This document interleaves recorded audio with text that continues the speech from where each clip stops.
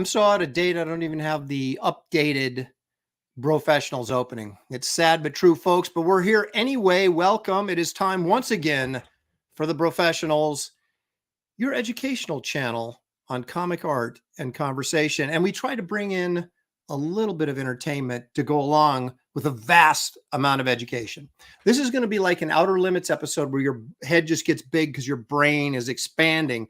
What we want to do today is bring to light to you maybe some artists that you weren't aware of or weren't aware of some of their best work, or we're not going to talk about the same old guys this time. We're going to dig a little deeper this time and bring up some of our favorite guys from years past, or maybe even that are current.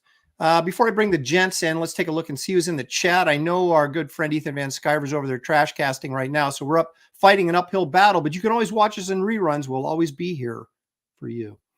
Let's see here. Jay Stylor is here. He's first again, he says. Well, congratulations. You get nothing for that, but I appreciate your participation in the show. Robert the Bruce is here. Here in the steadfast Fritzy Schnitzel. Toshiro H is for Heretic. Gray Wolf Graphics. Hey, there's Fragaboom. I know he's in the back room and he's in the chat. Citizen Ronan, Kelraiser, 6 Ways to Someday. Billy Tucci's here. I know that for a fact as well. Let's see here. Lord Hinson Comics Gator is here. Alex VRB. Look at Graham's in the chat. Everybody's in the chat. Are you guys that bored? You're in the chat already. Henry Bemis. LECJ for my PP. Here we go. My gosh, you put a lot of effort into that. And I tip my hat to you. Here it is. There's my little hat tip. Ronan's here. Robert Dones Pills is here. Marcus Killigrew, purveyor of all things pop culture knowledge, is dropped in. All right, we have enough to start the show, so gosh darn it, we're going to start it. Let me bring him in. He's a grandfather, folks, just like me. He's Graham Nolan. Hello, Grandpa. Yes, that happened last night. My daughter Mary had a baby girl, and she's healthy, and the baby's gorgeous. And I had 2 deliveries actually. I had that. I had 5,000 Ghosts of Matacumba Key books show up. So one and baby, you got him in out of the weather. Ghosts. You got him in out of the weather, despite the some delivery problems you may or may not have experienced that we were talking about. I may or may not have, 1, maybe 2. Okay. Right. Here's a guy that has all sorts of problems, but I don't want to hear about any of them. It's Andy Smith. Welcome, Andy. I ain't got no problems, neighbors. Hello. 2 grandpas above me. Wow. You should That's have a amazing sweater. You need a pipe sweater. And I You could be remember a when both grandfather. you guys. There it You could is. be a grandfather with that sweater, Andy. Yeah, I could be. Someday. I could be. Someday. Someday. Here's Probably a guy who's just not. too young to ever be a grandfather. He is the eternally young teen sensation, Billy Tucci. Oh, hello, Tucci. Congratulations, grandpas. Thank you. Hello. Thank you. Congratulations. Lots of cheer. Lots of cheer. You know, we're just Yeah. getting younger by the second. Here's a guy that's he's not young enough to hang on to his hair, but he's younger than all of us, and it's Fragaboom. Fragaboom. Hey, what's happening? Congratulations, Graham. Thank you. That's pretty amazing, and obviously, congratulations to you, Aaron. But we've been saying that. I'm wearing my trash guy shirt today. Excellent. Look at you go. Thank you for representing. Trash guy. It's my fabric school shirt. Fabric trash school. guy. And so what a lot of people don't know is that Fragaboom just had another baby. I did not. But I did want to say a big hearty thank you to Mr. Smith and Mrs. Smith for hosting me this past weekend. We did a mini-con there in Charlotte. Got to see Marcus Kilgrew, hung out with him. Oh, that's cool. right. Yeah, nice. yeah. So Got to hang out up in here. And the next day it smelled a little bit, we'll just say. different. Let's bring in a guy who always has a good time, but he does get a little salty when he drinks. It's Art Taber. There he is. Hey, Art. Yeah. I'm not salty and I'm not drinking. And congratulations, Graham. And that's amazing, man. I hope someday to be a grandfather myself. But before we go too much further, we lost another great one. Share my screen. It was Jose Delbo. Yeah. Oh, and Oh, is Jose that you ink? was my first ink work professionally for Marvel. Yeah, so this Really? is in Humanoids. So Marvel used to send out like just the covers. Like I was going through cleaning up some stuff. That's why I got the Extreme Studios beanie on. So I'm finding all kinds of stuff. Yeah, so this is Jose. I got to ink the interiors. I didn't get to ink the cover, but some great stuff. What issue number? Yeah. This is issue 4. And what year is it? In Humanoids, issue 4. Yeah, I will find that up. This I will says find it. 88? 83. No, it says Oh, snap. That's really early art to bear. You were like in your Wow. 50s. Youthful art there. I know. But yeah, Jose was a great artist. It was a pleasure to work with him, and man, it's just sad to see. He was like a millionaire before he passed. He was like the NFT guy. Like he got That's headline right. He news did that and all Wonder that. Woman thing, right? That sold for like $1 million. Yeah. Bucks or whatever. Yeah. A couple million. Yeah, you're talking about going out with your boots on. That, He was, and he was like 90, right? Like he lived a 85. hard 85. Why did they 85. say 90? That's weird. Yeah. That's cool. Wait, he was born in no, Graham. He was born in 33. I thought. The bio said he died at 85. Yeah, but he was born in 83. So No, 30. 83. No, he 33. 33. Well, 38. 33. Well, somebody, Marcus Killigrew, will you look it up and let us know? I'm looking it up right now. But anyway, yeah, I didn't want to bring it down. This is celebration, so No, he was nobody's one of the fault right greats. now. He Well, was I'll take 90 years old. You Born in freaking- 33. I will tell you this. I did read an obituary online and talk about not doing your homework. They said, no, so Jose did draw Wonder Woman, in the 70s, right? The obituary said he teamed up with legendary George Perez on Wonder Woman. And I'm like, no, he didn't. no, he didn't. No. Here's a bigger question. JW wants to know, is it true that Art inked the Yellow Kid? Is that true or false? Art? You know what? It's Well, all Art a just did blur. backgrounds. He just did Yeah, backgrounds. it's Well, all a he blur. erased I don't pages. remember. I could Lot have. of- I don't know. A lot of people don't realize that he was really the white kid, but he started to yellow through age. Yeah. Hey, He Art, started off as the white kid. Now he's culturally appropriate. They used to call it jaundice. Yeah. The thing is, the yellow kid had liver problems. Yeah, I think, you know what I think Art That's had. right. He I had a think, hard life at the turn of the century. Art's being Art- humble. He was Yeah. busy. He couldn't take on all the chores for Yellow Kid because he was teaching Windsor McKay how to animate. Yeah. Oh, Right. shit. Right. Oh, could you imagine working with Windsor McKay? Oh, Oh. Would have been crazy. that would have been crazy. Art, Run all- real quick, Art, you actually inked issue number 3. That cover you have, you didn't ink the inside to that book. Oh, oh, issue 3. Wait a minute. Why Andy did you Smith. do this to me The then? memory's going. The memory's going. Issue David 4 Williams was in the Carmine chat says Infantino and that- Danny Bullinati. Andy, share your screen. I want to see it. Hang on a second. David Williams in the chat says, "What's poppin', bros? Congrats again to the new Pop King Graham. God bless." God God bless. bless. Yeah. Well, Art Thank you, last David. night. Graham and Fragaboom, you guys missed it last night. We were having such a good time, and Art's drinking, and he's like, I want this show to go till midnight. I want to finish this bottle. So I said he gets salty when yeah. he starts drinking, man. What was he drinking? Drinking some rum. Rum and Coke, right? Rum and Yeah. Coke. Yeah, but the next thing you know, that the Coke was gone. The Coke bottle was The gone. rum was nothing but rum, baby. That'll Hey, catch hey, up you're with right. You're right. But this cover, Yeah. I inked it, so I'm looking at it now. So Oh. this was the next issue. Yeah. So So I you did inked the cover to the interior- next issue, but not the guts. Just the Right. first one. Exactly. Go figure. Crazy. You- Nice You job inked over this Jose. Great job. Yeah, it's super old school. Is this all brush? It was brush and pin, like whatever I Yeah. could use. Like I didn't know how to do any of this stuff. When did you invent?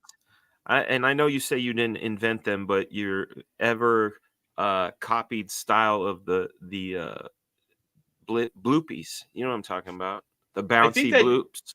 That first really started on on Adventures of Superman. Yes, I love Yeah. that Over stuff over Juergens. Juergens. Yeah, it had that sort of bloopy bounce. Mm-hmm. Yeah. It's not present here. That's why I thought maybe you were using brush. No, this was me just trying to figure stuff out. And the great thing That's is, cool. I inked the whole book, and Marvel in the day, they were pretty good people. And so they said, it's pretty good art, but I don't want to put this in yet. This was Ralph Macchio, and he said, we're going to have some people here go over your pages and give you notes. And then you can tweak up the pages, and then we can get you a better rate. And I was like, wow, cool. I still have those pages somewhere. Like Walter Simonson, with the red pin went over my work. Oh, wow. Really? Carl Wow. Potts. Yeah, Carl Potts. Like yes. all those main Oh, Marvel great. guys at the time. It's freaking awesome. Yeah. That's cool. I got to talk to Bob Hall a little bit at the convention that Andy and I had attended, and he was telling me he was an editor for about 4 months. And he said he misses the days. He said, there were writer editors, which was okay. But he felt like the guys that were artist editors were really the ones that could communicate those ideas more clearly. So I getting agree. someone like Carl Potts, Mhm. because Carl can draw his ass off. He's a great Carl's inker. good. Yeah. Alien Yeah. Legion stuff. Yeah, I mean, he trained up so many people and gave a lot of people their breaks. So that's so cool. But yeah, those days are gone, man. No, I bet you nobody up there draws, Yeah, and there's no more this page mentoring. has There's some- Nobody no, up there knows how to spell. I know. but there's no This page mentoring has some either. Neil Adams vibes Right. going on, brother. I Yeah, was I see that. definitely into the Neil Adams thing, so I think that's part of what was going on there too. Yeah. So That's very cool. That's cool. He Yeah, was in that his looks good. 50s when he did this. Then he was 50 when he did this. yeah, it was just It's yesterday. crazy. I was but a young lad. Yeah. But I'm saying Delbo, if he was born in 33 Delbo, and yeah. that came out in 83, he was 50 when he did that. Yeah. Well, Yeah. it's here's a segue for you. Jose Delbo is the kind of guy we're looking for tonight. Yeah. What we're going to do is we're going to kind of go into our past and maybe some contemporaries as well. I want you guys to kind of give me some artists that you admire, you like. Maybe they did that one job. You're like, wow, I didn't know that guy was that good. And, it sticks in your memory. We want to stay, of course, the John Buscema's and the Romitas and all the guys that we always talk about on the show and kind of give the audience a little taste of maybe something off Broadway that's still a pretty good show. So, Graham, why don't you start us off with, we'll do one at a time. We'll just go around. That way, in case we have doubles, somebody won't get their entire list wiped out before we get started.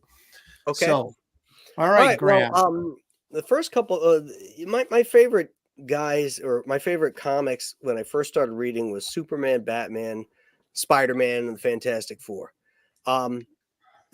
So a lot of the artists that now I never really got to draw a lot of Fantastic Four professionally, but certainly some Superman and of course a lot of Batman. So the first guy I'm gonna talk about is somebody whose work influenced how I portrayed Batman, and also the other character I'm known for doing the Phantom. This guy also influenced how I approached the Phantom. And if you want to share my screen, I'll show you who it is. It's Don Newton. Oh, God. Don. Oh, son of a bitch. That was the page, too. That's That the was one. one of the page. Damn it. All right. That's what happens when you get in here late, Andy. You snooze, you lose. I know. If I was first, I would have shown this, and then you could have been below me going, God, son of a bitch. That's exactly what would have happened. I love that page. Yeah, That is a Don great Newton, page. What he's issue is that from? Such a great figure artist, but he was also really great at shadows. I love, some of his action sequences could be a little wonky, but they had so much mood to them. It had an old school feel, but very modern. Really, really great sense of dynamics. Here's another one. Oh, Yeah. Wow. Yeah. now that famous Batman issue that Simonson did the cover for. I think it was 366 with the Joker and Yeah. That's one of my favorite because that Newton and Alcala, of course, was inking him. But I remember that was for some reason that issue is the one that kind of stands out for me for Newton. But great stuff. Yeah. This is a great one here too, because Dan Adkins is inking them. It's very organic. I really like that stuff a lot. Was this around the same time that Jim Aparo was doing great Batman work? Because I see like a lot of crossover with all this stuff around the same time. I think like Neil Adams and Jim Aparo and Don Newton. Mm-hmm. Yeah, well, Adams, of course, started in the late 60s, very early 70s. Early 70s was also Aparo. And then late 70s is when Don Newton came over from Charlton. And the first Don Newton stuff I ever saw was this. What issue his is Phantom that? work. Oh, yeah, same here. Well, no, I take it back. The first Don Newton I saw was Batman, but I discovered the Phantom pretty quickly and went back and got them all. Because I thought the cover paintings he did were great. Yeah. And the interiors were really cool. He was inking it himself. Rougher than his stuff at DC, but it was still really, really cool. And Newton was like a traditionalist. You know, he loved the original versions of characters. That he was a huge Captain Marvel fan. You know, the original Captain Marvel. In fact, he used to go to, you know, conventions and dress up as Captain Marvel. And Really? yeah. Oh yeah. Kid you not. Cool. And you know, his Phantom here is clearly a better drawn version of Ray Moore's version, who was the original Phantom artist. And I like how, you know, he kind of modernized it, but still kept all the really cool aspects of Ray Moore's, like the small boots, the big V taper of his body, and then the thick belt. I really, and also I have to ask though, like what happened to the holsters? And is that like a giant camera? like he's taking a high-tech picture of the Phantom. The Phantom's ass. Yeah. So what happened to his guns? Did you read this? Well, he was captured. So, and the guy cut the leather off the holsters off. Yeah. Look at there's a test tube in that like high-tech camera. That's so cool, man. Like tech of the time. Yeah, but then on the right-hand side, you've got that kind of Kirby machinery going on. Yeah. Graham, what issue was the Batman that had that great, the first one you showed, the splash page of Batman that Newton did? What issue was that? Do you remember? Oh, it's the Riddler one. 362 maybe? Yeah, somewhere around there, 360 something, I think. And the other one, the Pearls of Sergius, or however you say it. The Perils of Sergius. Yeah, that one was one of the dollar comics. Detective went to a dollar comic where they would have it was like Batman family stuff. Right. It was 100 pages, right? Yeah, and it had a whole bunch of different stories. Most of them were shit. You know, like they would have like just a Tenny that's that guy's name, Tenny Hansen, doing a Batgirl story or something, and it's like, you know, they'd have like the real low end inkers and pencilers or very new guys, you know, penciling these backup stories, you know, of characters nobody cared about, you know. Did Newton work on the Outsiders too? Not that I'm aware of. That was he did it. He was dead by then. He was supposed to take over Infinity Inc. Okay. And he did one full issue and then half of an issue because I think he died while he was drawing it. Oh, yeah, that's right. He was young like too, right? He was like a big weightlifter, right? And he had got some whole milk or something that was. Yeah, he drank. He, you know, he's one of those guys, you know, didn't believe in pasteurization and stuff, and I think he drank, you know, like some bacteria laden milk, and it ended up killing him. He was only, I think, 42. Wow, I didn't know that's how he died. Yeah, I found out about it. I was at a convention in New York, and E. Nelson Bridwell came up to me, and we were talking because he knew I was a Don Newton fan, and he said, "Yeah, you know, he was very." I don't know if any of you guys knew Nelson. A very odd guy. You know, he had all kinds of tics. You know, like, you know, I think he had Tourette's. You know, but he's super, super smart. He knew everything. He was like an encyclopedia of DC comics, you know. But, you know, he talked and make noises and snort and do all that kind of shit, you know. And so he was sort of like a pariah up there. They didn't really treat him well, but he was a talented writer and really smart guy. But anyway, all that to say, he was the one who told me about Don's death. It hadn't been announced yet. Yeah, it's always weird when it's like strange deaths. There's this rap group called Mobb Deep, and Prodigy was one of the guys, and he had sickle cell, and he died young, and you kind of assume like, oh, he died from the sickle cell or something, and the reality is he choked on a hard-boiled egg while in the hospital. Oh, no way! Dead serious. Yeah. Wow. It's sad because super talented.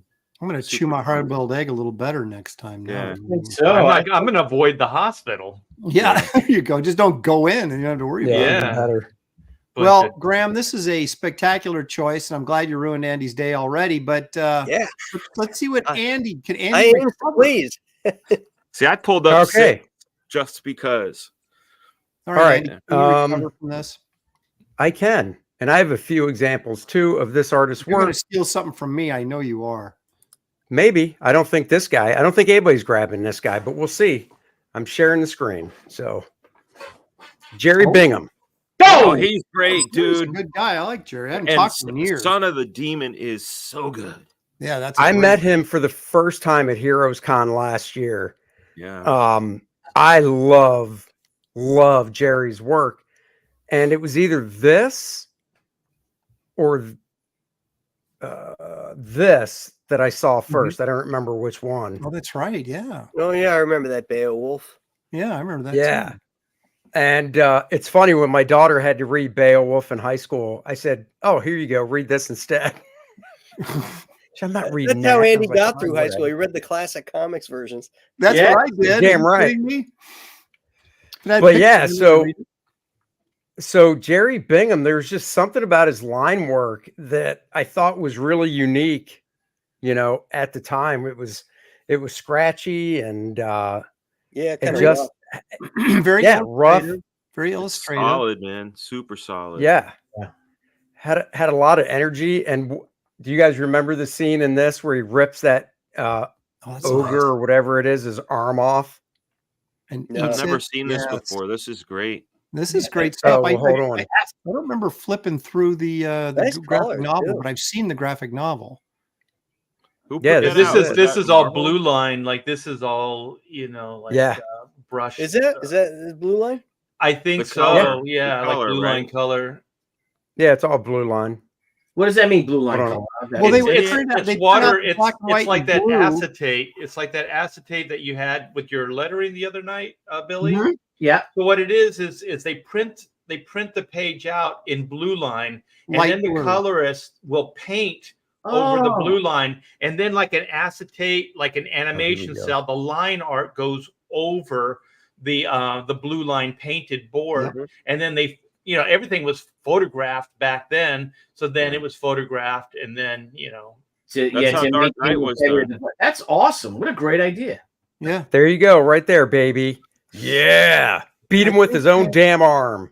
Paul Galassi and Gary Martin did a Conan graphic novel that when I think Steve Matson colored it the same way, where they had remember him bringing it to a show in Portland, and they were actually he was working on the colors, doing it on the board with that acetate overlay.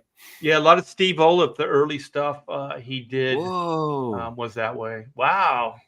What was his name? Geoforce, right? I always thought like that guy was a powerful character. Like, dude, I always loved this character. I know. Is this an Outsiders? What is this in?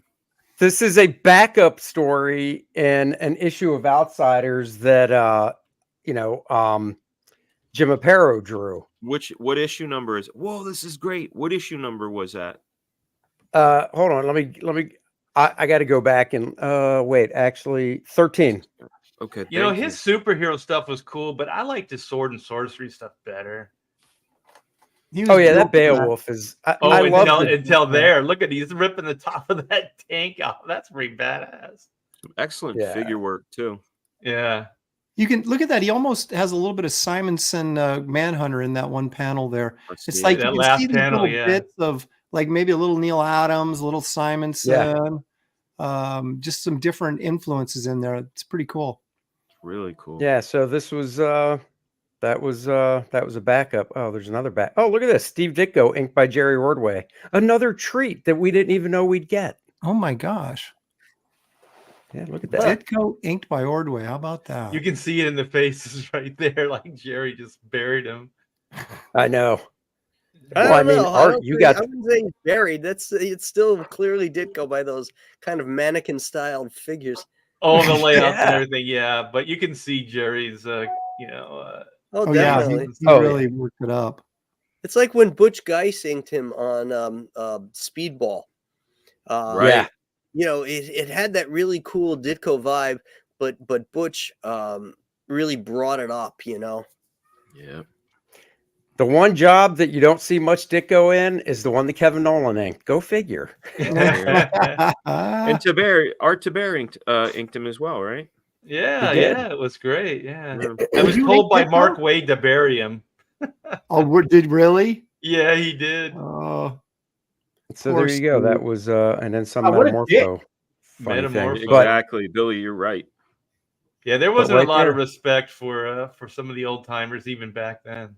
Dude, that page is great. The scale is weird. You know, that building looks miniature, but everything else is awesome. What year was this? This was 85.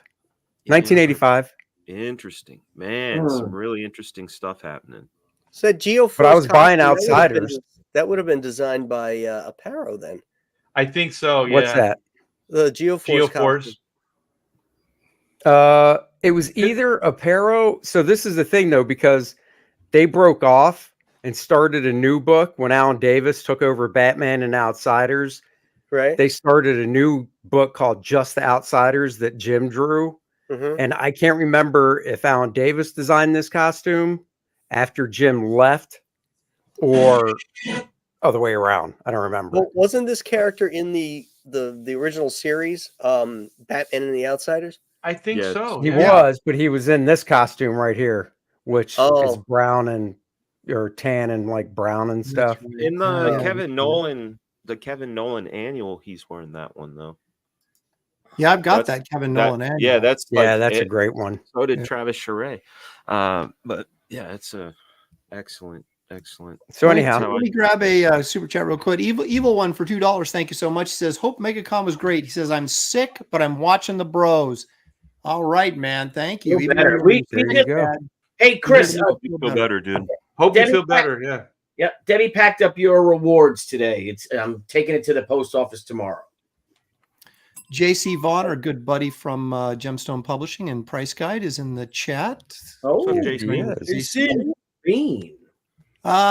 Andy, an excellent choice. One I would not have expected you to throw down. So that means at least I'm just waiting to see how many other people steal my other ones. Well, I know I'm gonna get one of yours. I know I am. Well, I promised to steal one of yours, Andy. So I'm glad, Art. Billy. Yep, hang on. I'm trying to get a bigger image of it. I want to get a big image. Way to come prepared. That's what she said. I was prepared. Honest to God, I was prepared. For God's sakes. All right. Well, I guess we'll try this one. It's a good one, too. Oh, it's a good one. It is a good one. Hello. I'm on the edge of my seat. I'm going to try one more thing. Let me just try it again. To try to isolate this image. Sounds like you're like in a lab, doing like life or death work. I've got one more chance to isolate this image. We're all dead. One last chance to isolate the image. Hang on. I want to get it this isn't Patrick Nagel, is it? Because you can't use Nagel. Patrick Nagel. Oh, man. He didn't do comics. Shut up. Billy doesn't know that. I do know that. I do know that. Why would you stop making fun of me? All right, here we go. I found it, fuckers. We're doing our best to Oh wow! Now this is controversial, and we'll discuss why in a second. But Jose Gonzalez. Nice.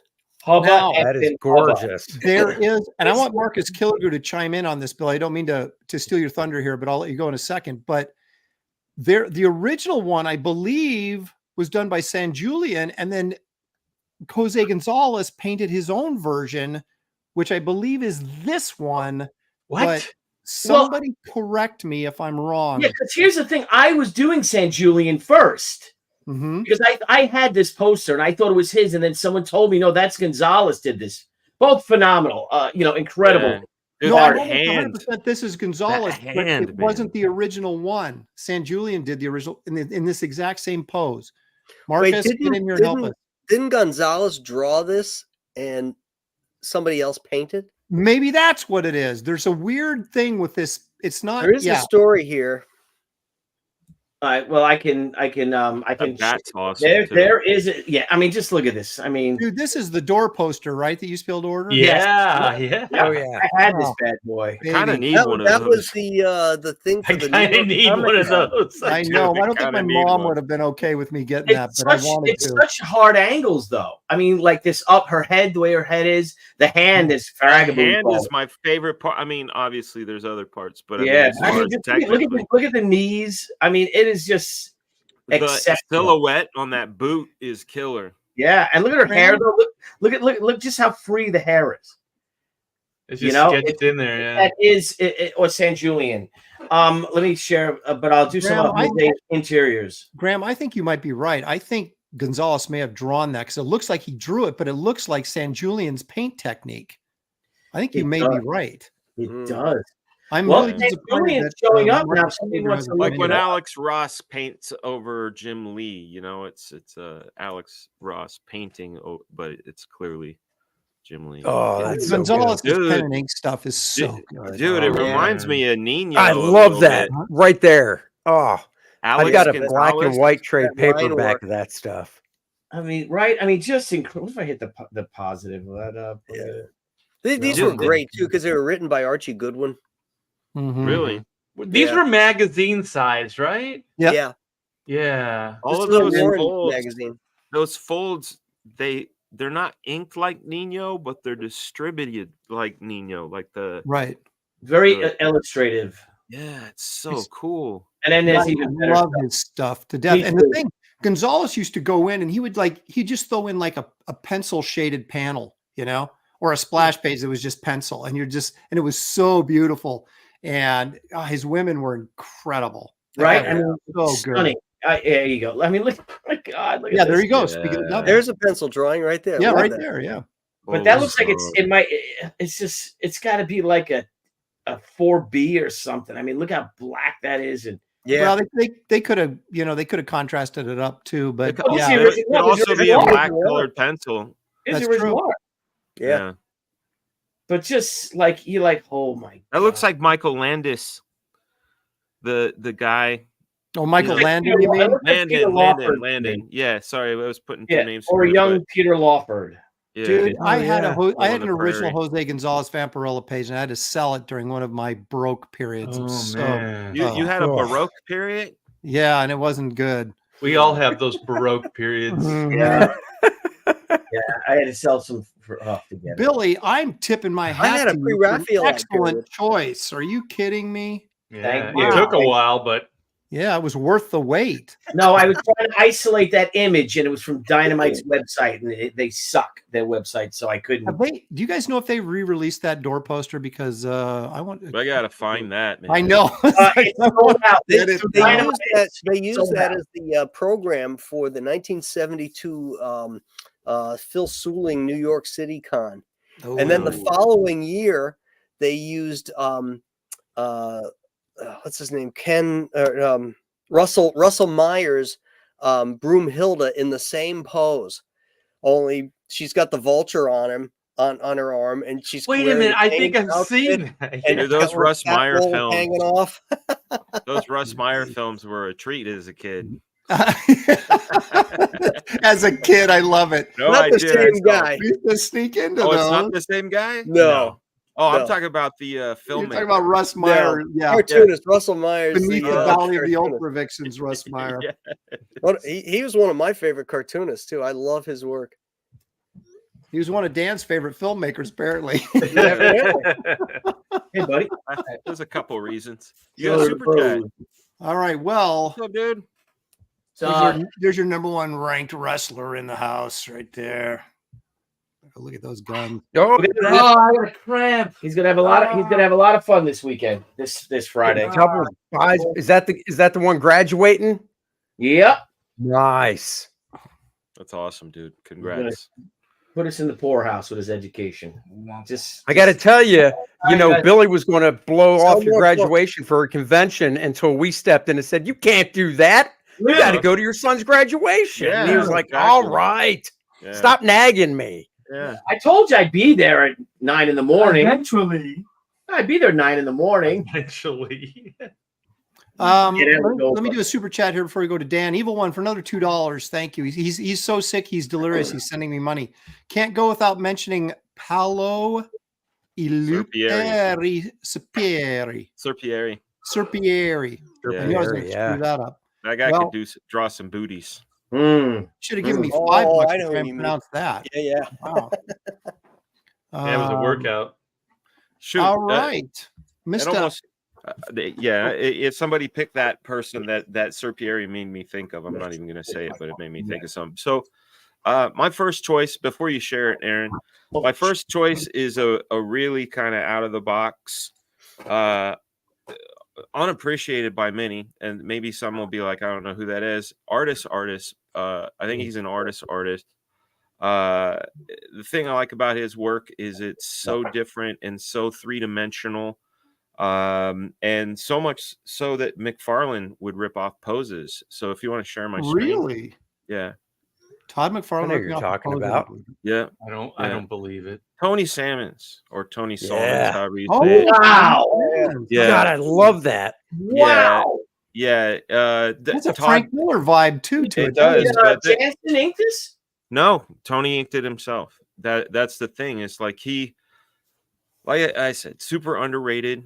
But if you go through Spider-Man 300, the very expensive Venom one or whatever, McFarlane bit this pose 1-for-1 for Spider-Man.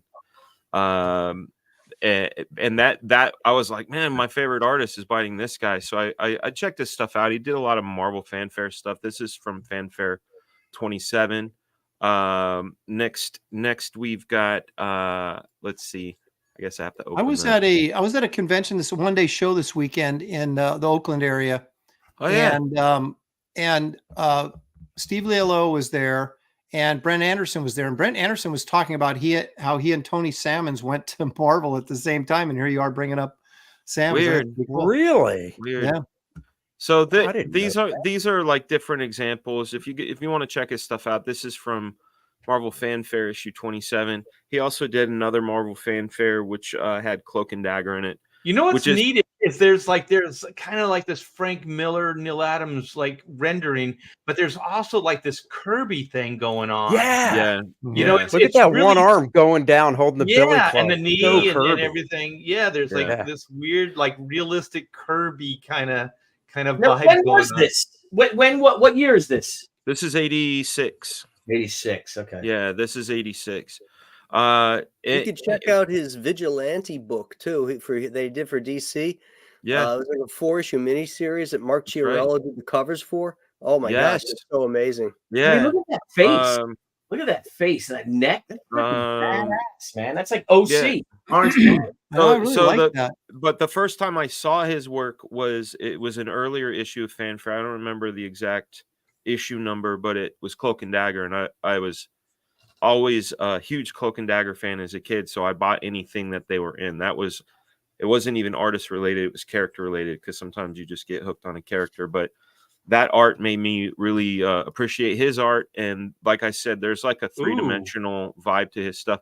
This is just a spirit commission that somebody had him do. Damn. You know what else? Really it good. looks like Rick Leonardi kind of like this. Really Really Golden in there too. Yeah. I mean, look at the dimensionality of this. Holy Moses! Right, and it's super rough. If you look at this Thor, look at the Thor back there. It's like, and all this stuff is kind of, it's tasty, but very it's super loose, right? Very and then check this out. That's fucking. It's so good. Like the omission of details, which some I have a hard time with. What's that from? Shit! I wish I knew. It was just one of those images I've always liked. Is that never seen it Marvel before. fanfare? Is that a Marvel fanfare? It looks like it would might have be been in if fanfare. Shooter it looks like Shooter was the editor in chief at time. Al Milgram was the editor, so I'm gonna guess this is probably also a fanfare. Yeah. But such a cool Hulk, man. Yeah. And just he had a way of just like I said, even my young brain that I love didn't that. understand much. I did understand that this guy really had a sense of dimensionality and depth and clarity. As busy as this is, everything reads. You know, That's a great piece. Yeah. So not Tony only does Salmon, everything read in that big splash, but it also moves like all those Yeah. action lines and stuff. There's Yeah. a lot of a lot brush of confidence in him. You see how confident he is to try those dynamic poses and the foreshortening and everything like that. Yeah. Yeah. That's killer stuff. Yeah. Art, can you top that? I cannot. How dare you I'm to? gonna try. I'm gonna try. Double dare you to try. I'm going that. through the T-Bear vault and archives, and I Oh. found this bad boy. Do you guys have one You of these? bastard. I have. Hey, Andy, you have it digitally. Is that the Garcia Lopez thing? Oh, It is. Yeah. I had it digitally before you, Dan, but I want the real thing like that. So do I. But good luck, dude. I know. Yeah. Good luck. I remember I was at DC and I was just like rummaging through stuff and I was going, oh man, this is the DC style guide. And then the guy goes, take it. I was like, okay. Yeah. Don't mind if Well, I do. which guy was that? He's probably not there anymore. Yeah. Marcus Killigrew says that Daredevil is from Marvel Fanfare 27. That is it. That Okay. it is. But not Look at sure that where the alien. Hulk is from. Not sure Okay, where the so Hulk is. I'm sharing my screen now. I'm looking So- for it. I'm anxiously waiting for it to pop up, Art. I'm Is it there? waiting. Is it there? Still waiting. Are you serious? It's not there? No. All All right, I've got I'll try is it. Graham. I'll try it again. Boom, boom, boom, boom. There we go. Oh, there it is. Okay. Should I bring it up now or do you want to do a little intro? Yes. Yeah, this is cool. Yeah, let's show it off. So, All right, this is Steven Segovia. So this Ooh, guy hit the what? scene just a few years ago, and the guy is freaking brilliant. Steven Seagal did this? That is very Jade Man. That is very Chinese comics style. Yeah, he's Very- Asian. Is he? Yeah. Oh, Yeah, is so he? this is Okay. Steven Segovia. Yeah, I love that. Yeah, he's so good. I always thought like it's kind of like a oh my gosh, what is that guy's name? He was kind of a oh my gosh, I'm just blanking on Reminds me of names. Gene Ha meets Michael Turner. No, See, I see some Linnell Francis you on it. that's the guy. Yeah, That's the yeah. guy I was Alright. thinking of. Yeah. Yeah. Where do you see Uh, Michael Turner in that? I don't see Michael Turner. Yeah, I If you don't see squint Michael your Turner. eyes, I'm not talking about the rendering, but if you squint your eyes and imagine it with Turner rendering, it's like Turner underdrawing. What if I just take my glasses off because that's like squinting my eyes? That's what it's like for me, man. all I know is like check out that rendering. Look at those ink Yeah. lines. Mhm. Yeah. They look No good. way. Those hands look like Kevin Nolan. That's, Yeah, I was just gonna that's say, they look exactly Oh, like you're Kevin right. Nolan hands. Yeah. This guy's an amalgam. Yeah, whoever inked this is a brilliant artist. It probably I know. It did looks like himself. Mark Morales. It's so clean and tight. Oh, I Yeah. love Mark Morales. It looks a Mark little is like good. art. It looks like a little like Art T. Bearing. I was going to say, did Art Bear ink that? Did you ink that art? Yeah. Did You he did? ink it himself? Oh, You you know, inked it? I inked it. I yeah. thought Oh, that you- was you. I was going to say You that. I little thought that was scamp, you. you. I am a little scamp, but man, He's always about self-promotion, Art. Yeah. Hey, JC Vaughn says, didn't the Avengers fight Ultron in Segovia? Yeah, they did in Steven Segovia's brain. Yeah, but this guy, every page was just phenomenal. I was like, you're making a monthly schedule, and that guy was. And so we got this. We worked on, Ooh. I think, Action Comics together. So this That's is a nice. little low res, but he's I've never so seen. Did he do much work, or has he done much, or is it just like we annuals and did stuff? a year and a half run on Superman. Oh, really? When Yeah. was this? This was Like 6 shortly years ago, after, maybe? like the new 52 when they were kind of Okay. rebuilding stuff. Yeah, He's got some Chaikin and Miller influence in those faces. Yeah, I can yeah, see the that. blockiness. Yeah, and then there's this. Oh, what? Dang, bro. This was a double page. This was nuts. Like every Batman design ever known to man. And you, How long that take you to ink? and that's a page you got to keep, right, Art?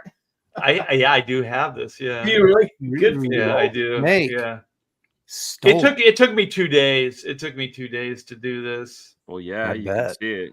Yeah, but yeah, he doesn't skimp, and I just love the energy, and it's contemporary looking. It's slick, but not too slick. Just really, really good. And let's see. And then he would do these things, and they were all like digital because he's a digital artist. Was he really? But he would do these like mist effects and stuff like that. So I would try to emulate those, but I would do them on the board. So all this mist effect and stuff, that's all on the board. Is that That's do you use your incredible, dude. finger to do that, or is that crosshatch? There's some cross hatching. There's finger. There's spattering. The finger dabbing, Mm-hmm. and just a lot of spattering. A lot of different things going on in Excellent there effect, to try man. to Gorgeous. Holy crap. Yeah, to Excellent. try to- Excellent. I've heard the stuff that Art can do with his finger is pretty magical. Just You can see the Yeah, he's fingerprints in. awesome. Yeah, All the when you blow. fingering? Up, yeah, Man, you are good at fingering. I So am a he really, draws. He does his pencils all Finger is digital. blowing fatties on the roof. Yeah, I'm blowing fatties and doing stuff with my fingers. But you can I see can't like believe he there's pencils all digital. So does that mean you were inking blue lines then? So you have like whole issues. Well, you used to. Yeah, I have whole issues of the books, but you can see there's some grease pencil in here too, like where it's like it's on the light area. So I emulated the mist with the grease pencil. So this is what when I got my raise at DC, this is like I said, I'm holding back on you guys, so you give me more money, and so this is when I got the raise. So you got more money. You said, "I'll get my fingers involved if you give me a little more I'll money." get my fingers That's right. dirty for you guys. Yeah. But look at the work, man. I mean, this guy, there's a love for the art form. Who's he working for now? I haven't seen I his think name he's in a doing while. Spawn. He's working on Spawn, and I think he was. Oh, doing you're right. He is. books. Yeah. So yeah, he's working on one of the Spawn books. He's been doing that since issue 1 of whichever title it is. Yeah. So he's just really, really good, really talented. And I just think like some of those guys from the Philippines and different areas, they just nobody really gives them credit. They don't really focus on them or praise them. But I think, he deserves a second look. And if you guys know who he is, go pick up some back issues, check out Spawn, X-Men. Just super, super talented and just a sweet ass guy. Like he's really nice, dude. No, you say that, you mean he's a nice, like a gentleman. He doesn't have a sweet butt. Sweet, That's what I'm talking about. No. But you know what? I can't judge. Maybe somebody finds it sweet. Okay. Hopefully a woman. Gross. So you're not going to commit either way then. Okay. I'm not going that way. No way. No way, no how. Well, do you want me to? Does Aaron want me to? Say his name one more time. Someone was asking who we're talking about. Stefan Segovia. He is fantastic. Well done. All right. Now, gentlemen, my first go round. Let's see if I can get Andy Smith to go. Oh, I have a feeling you're going to. I just have a feeling you're going to pick somebody I just chose to take Don Newton's place. So let's see. Nope. But I love it. Mark Bright. Okay, no, this is Terry Gamble. And he was good. Kerry's one of those guys you look at and say, this dude's a really solid penciler. But then you pick up Marvel Fanfare 31 and 32, where he fights the Yellow Claw. I'll show you the other cover he did. And it is freaking next level. Dennis Janke inked it, and it's his best work. And I like Kerry's stuff across the board, but get Marvel Fanfare 31 and 32. It is his best work. It has that sort of, he has kind of a, would you say, I don't know, Andy, a Buscema kind of vibe. Buscema, yes. He's Yeah. got some Buscema, and then some faces actually have a Burn type of vibe to them. Yeah, I was gonna say Buscema, Zek, and Burn. Yeah, Zach. Yeah, I see Zach, Zach. yeah, I'd say Zek too. That's a funky arm, though. Look at It's how a little little long, weird. yeah, a little a skinny. giant fist. Yeah, we kind of look at it like stylistic, Graham. It's just kind of Yeah. like a little stylistic nuance. I always like Carrie's stuff because it kind of, when I grew up in the 70s, that was kind of the look, right? That sort of traditional superhero look. And he did it, but I thought he did it really well, and check this cover out here. Do you He's a have huge that monster book that they fan, that came out about 10 years ago? It's like a Bill. sketchbook type thing, shows his monster stuff Yeah, and I know whatnot. this cover. Oh wow. Yeah. Actually, I don't think I do. I know Carrie right now is publishing like a monster magazine is kind of what he's doing now. He's a big Universal Monsters fan. Wasn't he And- working in Hollywood? Like that's basically when Yeah. he left comics. He was a Hollywood guy, right? Was he storyboards or design or what was he doing? I want to say he was doing some design stuff. I'm going to find that book, so I'll show it next time. This is He great. just he had some crowdfunder or Kickstarters. He did a Frankenstein and a Dracula book, and he got the rights to use like the faces of like Boris Karloff. So when they did a Frankenstein book, and it's the adaptation of Mary Shelley's Frankenstein, but the version you see is Boris Karloff's version. And the same thing with Dracula. He adapted Bram Stoker's story of Dracula, only it's Bela Lugosi's face that's cool. in the comics. It's pretty cool stuff. Look at this Dennis Janke inking too. That's Some really really nice. nice. I lines in there. love that yellow claw face. I know, isn't that great? Yeah. Talk about Low pissing pan. people off in this day and age, man. The yellow claw is the guy to do it. And I collect all yellow claw appearances. I'm just saying that for the chat because I am not PC, man. It's He such was an a great- interesting choice. In my opinion, I mean, I guess you would put Hydra in there, right? But the yellow claw was Cap's best villain. I love the yellow claw, and they never used him enough, in my opinion. Now, I will say I like Dennis Janke's inks on this, but my favorite inker over him is Brett Breeding. When they did Superman stuff together. Too. Yeah. Yep. But yeah, Dan, Breeding is I have these two issues. In fact, I was telling Dan that after last week's show, I grabbed that Frank Miller Captain America Marvel fanfare and read it again. And these were right behind it. Oh, yeah. I've got a bunch of those fanfares in there. It does, because they were doing, wasn't that Archie Goodwin's baby Marvel fanfare for the most part? No, At I least thought it Al started Milgrom up. wasn't Al Milgrom the main editor of it? Yeah. I think Al he's Milgrom right. was the editor on it, but I don't know. if he was the Archie's thing was creator. epic.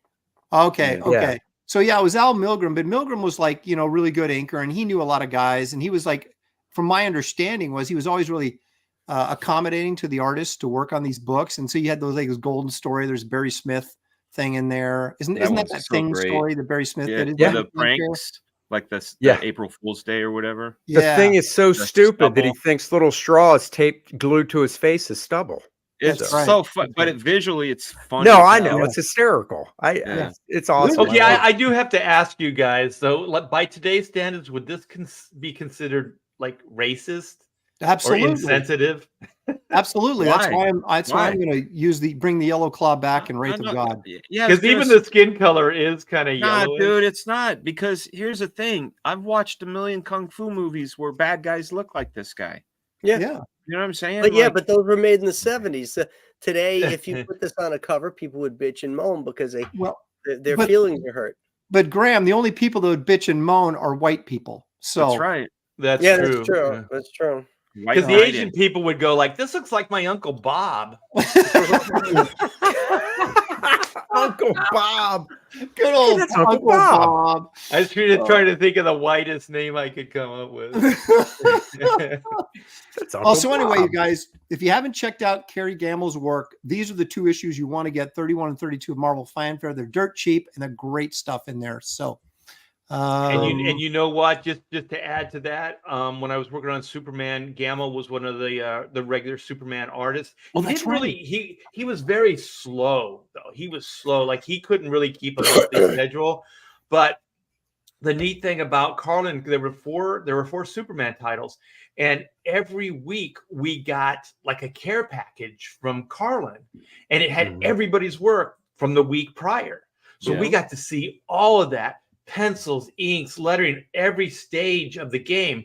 He just copied, sent it out. So we got stacks of stuff, and I got to see all of Kerry Gammel's pencils, and holy shit, man, it's so good. Yeah. So damn good. Like it almost looked like side of pencil. Like those guys, it doesn't look labored. It's like a duller pencil, and they're just kind of drawing and then like using the side of pencil for shading and stuff like that.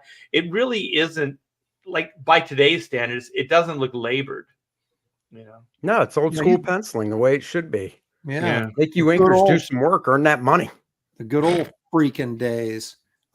Henry Jeremick says, I want to bring this up just because Paul Ryan, a great underrated artist. Yeah. Paul was actually very, very good. Also a really good friend of mine, and still miss him. Yeah, Paul's a hell of a nice guy. Yeah, he lived up by you, right? Sure. Did he live up there by you? Well, he was up in Boston, outside of Boston. Oh, he was? Yeah, he's in Massachusetts, New England. Bostonian. He was one of us, you know. Yeah, he was. Of us. Yeah, he was. Yeah. He'd probably be here right now if you. Oh, yeah, he definitely would be. Here's to him. Yep. That's right. He was a white cis male. That's right. All Just right. like So this is one of my favorite guys. I've talked about him before, but he's always underrated. He's never on anybody's favorite list. I've said that the three guys that can draw a sense of depth the best in comics are Joe Kubert, Nick Cardy, and this guy, Ross Andru. Oh yeah, good choice, man. Grew up Good on choice. Ross and Spider-Man. As a kid, I loved his stuff. He was drawing Spider-Man when I was a kid. It was his regular title, and in fact, let's see, it's this. No, let's see here. That first panel's awesome, man. Yeah. I'm trying to memorize it so I can do something like that in the future. Look at that thing. Yeah, and this is inked by John Romita too. Oh, Jazzy Johnny got in there. Yeah. Huh? Yeah. Yeah. Oh, I got. But those backgrounds aren't Johnny. Look at those shitty bricks. Shitty bricks. Yeah. I do have to ask Dan. In the background. Yeah. For sure. That second panel seems like one of those Dan Fraga cool compositions, where they can barely squeeze the hero and the scene into the panel. Right. Like all that Frank Miller stuff and things that you like. That seems I like it. I like it, but I don't know what you mean. Except for those crappy bricks. Oh, you know what I mean? Like that Frank Miller Batman cover where like Batman's barely fitting in the cover like he's in I know what you're saying. Yeah. The claustrophobia. Yeah, you kind of it seems like that's a reoccurring thing with stuff that you like even that Daredevil. I thought the same thing that you showed earlier, because he's kind of like barely fitting in and his head's kind of cocked to the side, and like it's just kind of like the composition looks very claustrophobic. Look at that depth. Yeah. There's this is my first look at all the Spider-Man depth comic. cues. That's 134, right? Yeah, I have that 134. Yeah. Yep. The tarantula. Dude, you get a real sense of height out of this. Oh yeah. Oh yeah.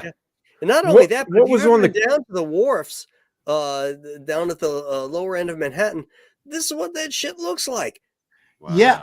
I read something where they would go down and I guess it was Ross would go in and go to locations that Spider-Man was going to be at and take some photographs so he could get it right. Oh yeah. He would photograph the Roosevelt tramway to Roosevelt Island, like on those covers, like 162 with Nightcrawler. There's so many things that he took photographs of, and if you ever lived in New York or lived near New York, that stuff looked real to you because it didn't look like just a generic, skyscraper city. The stuff had Ross's stuff all had that authenticity that, I've seen that building. I know that's exactly where, it's on the East River there. That is the United Nations building. It's really, really cool how he would do that. In fact, he got in trouble because in 138 with the Mind Worm, he photographed some guy's house. and that was the house that the mind worm was in, and the guy tried suing Marvel. What? Oh, damn. Yeah. You know what else about this? It's like the perspective is just perfect. Like some guys will do these extreme things, but it'll look extreme. It'll look like it's bending. The perspective will get kind of wonky. But he set this thing up so perfectly. Supernatural. It's like not supernatural, but super natural. Very real. Like it looks real, like a real and it's not overly cluttered. I mean, it's got plenty of details. You've got all this stuff here and the various planes, this thing going one way and all the various, but then you've got all this white space on the water up here, all this stuff. You can see my cursor, right? Yeah. Okay. So, you've got all this stuff where it leaves your eye a little break. It gives your eye a break and it focuses you right in on Spider-Man.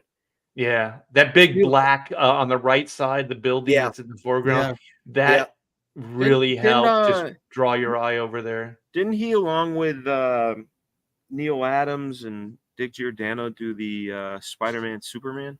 Yep. Yeah. There it is. Oh, look at that, man. Neil Adams Superman face. Now that looks like New York. I mean, that those are real buildings. This is is that the Guggenheim down here? Is that the one with the toothpaste spread with the big robot smashing through stuff? Yeah, the street stuff. Yeah. Same issue, man. This is so good. It's so good. And look at that complicated perspective, because you've got a street that's angled off and splitting off down here, and then you've got these streets, and it looks like Central Park over here. This looks like Columbus Circle area. It's so great. And the figure work is brilliant. Look at that Spider-Man pose. Yeah. That's Wait a minute.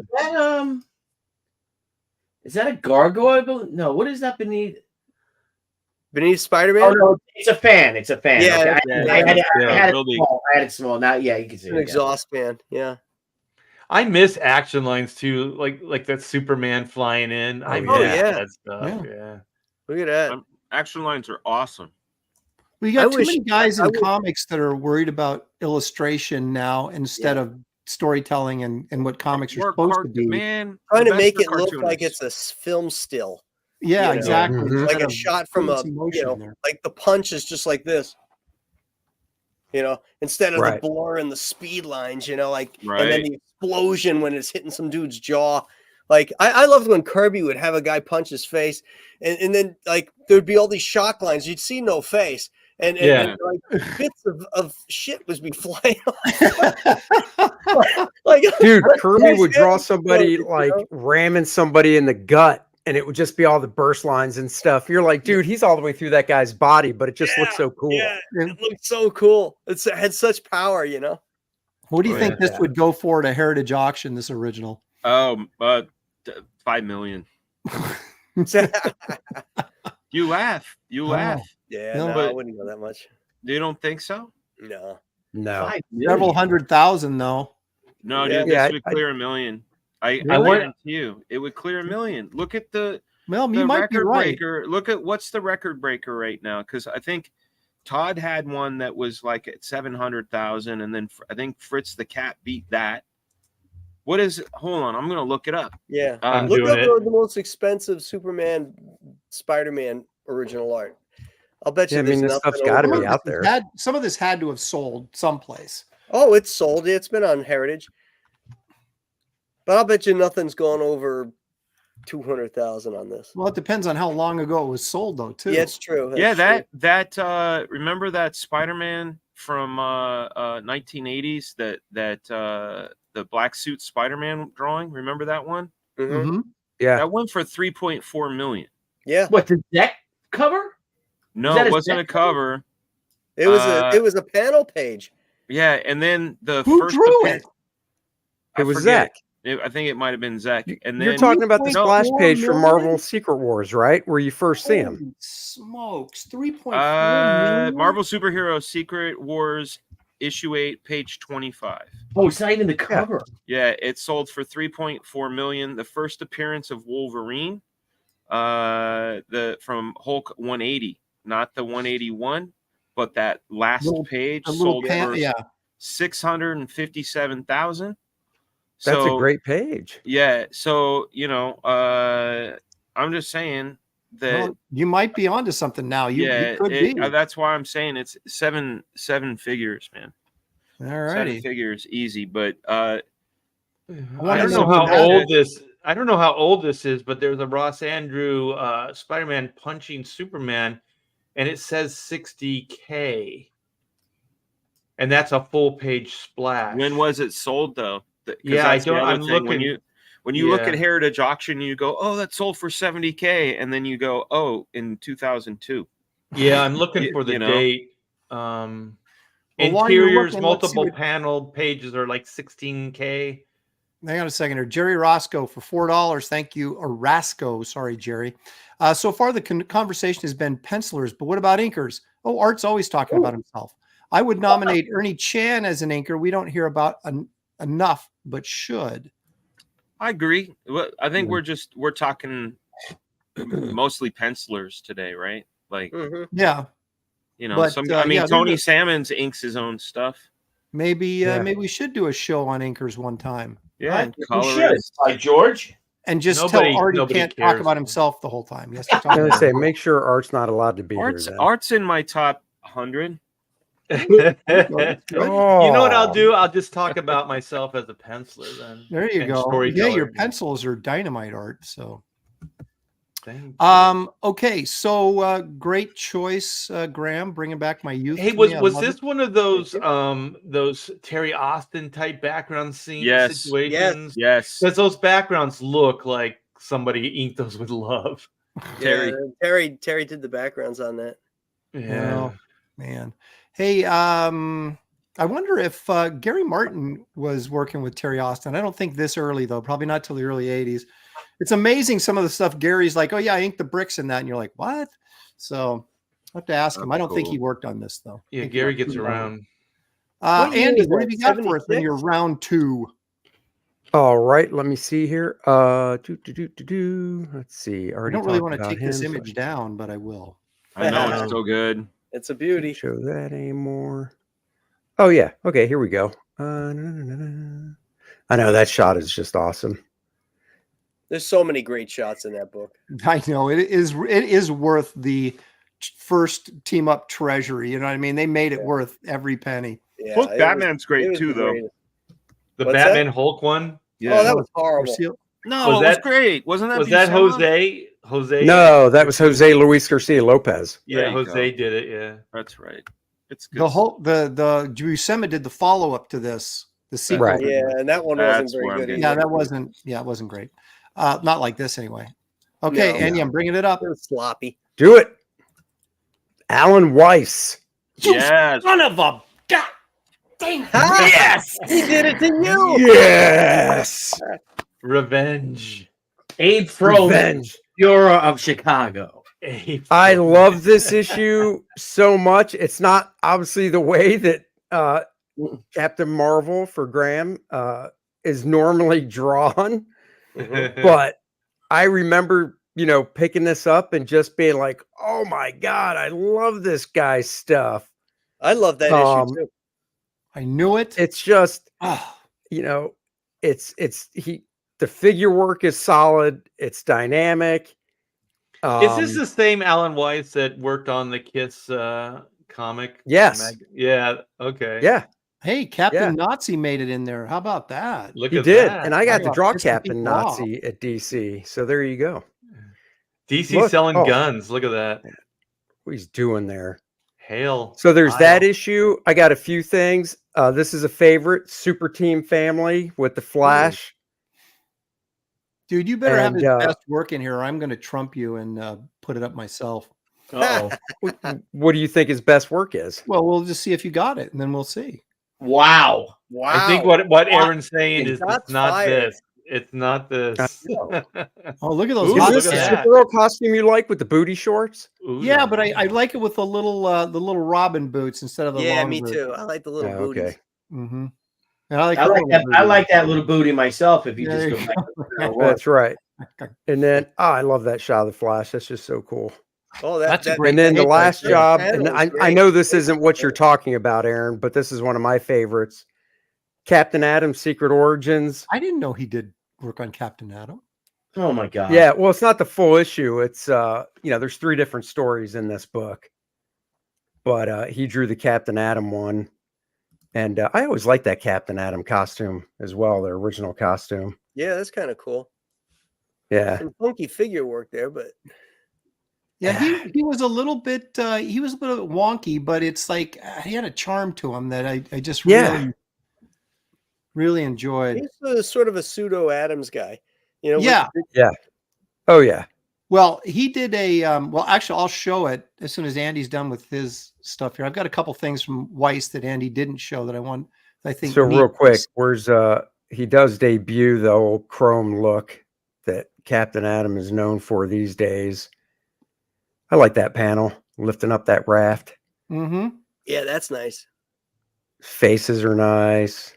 Mm-hmm. And Joe Rubinstein really does. He's one of my favorite inkers over top of him, except for he did do some Tom Strong stuff with, is it Kid Tom Strong or something that Kevin Nolan inked?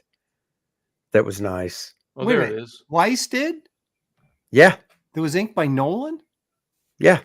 It was, was it young Tom Strong or something like that? It was it wasn't the big jacked out, Tom Strong that we know. It was, he was younger. So he was a teenager. Yeah. And Kevin Nolan inked it. I've gotten a trade. So that's it. So what do you got? All right. This is my favorite Weiss job. And I know you're familiar with it. Of course, Captain America 167. Oh, yeah. I've got that. Oh, yeah. Oh, I have. Hello. Nice. Yeah. Booty.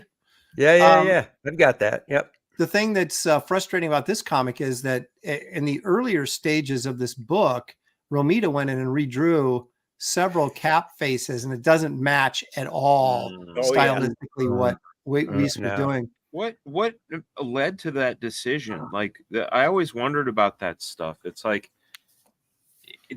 who's saying no? Cap must look like this. You know what I'm saying? I think it was the time period that this book came out. It was Alan was very different, is the only way I can phrase it, for the time period putting him on this book.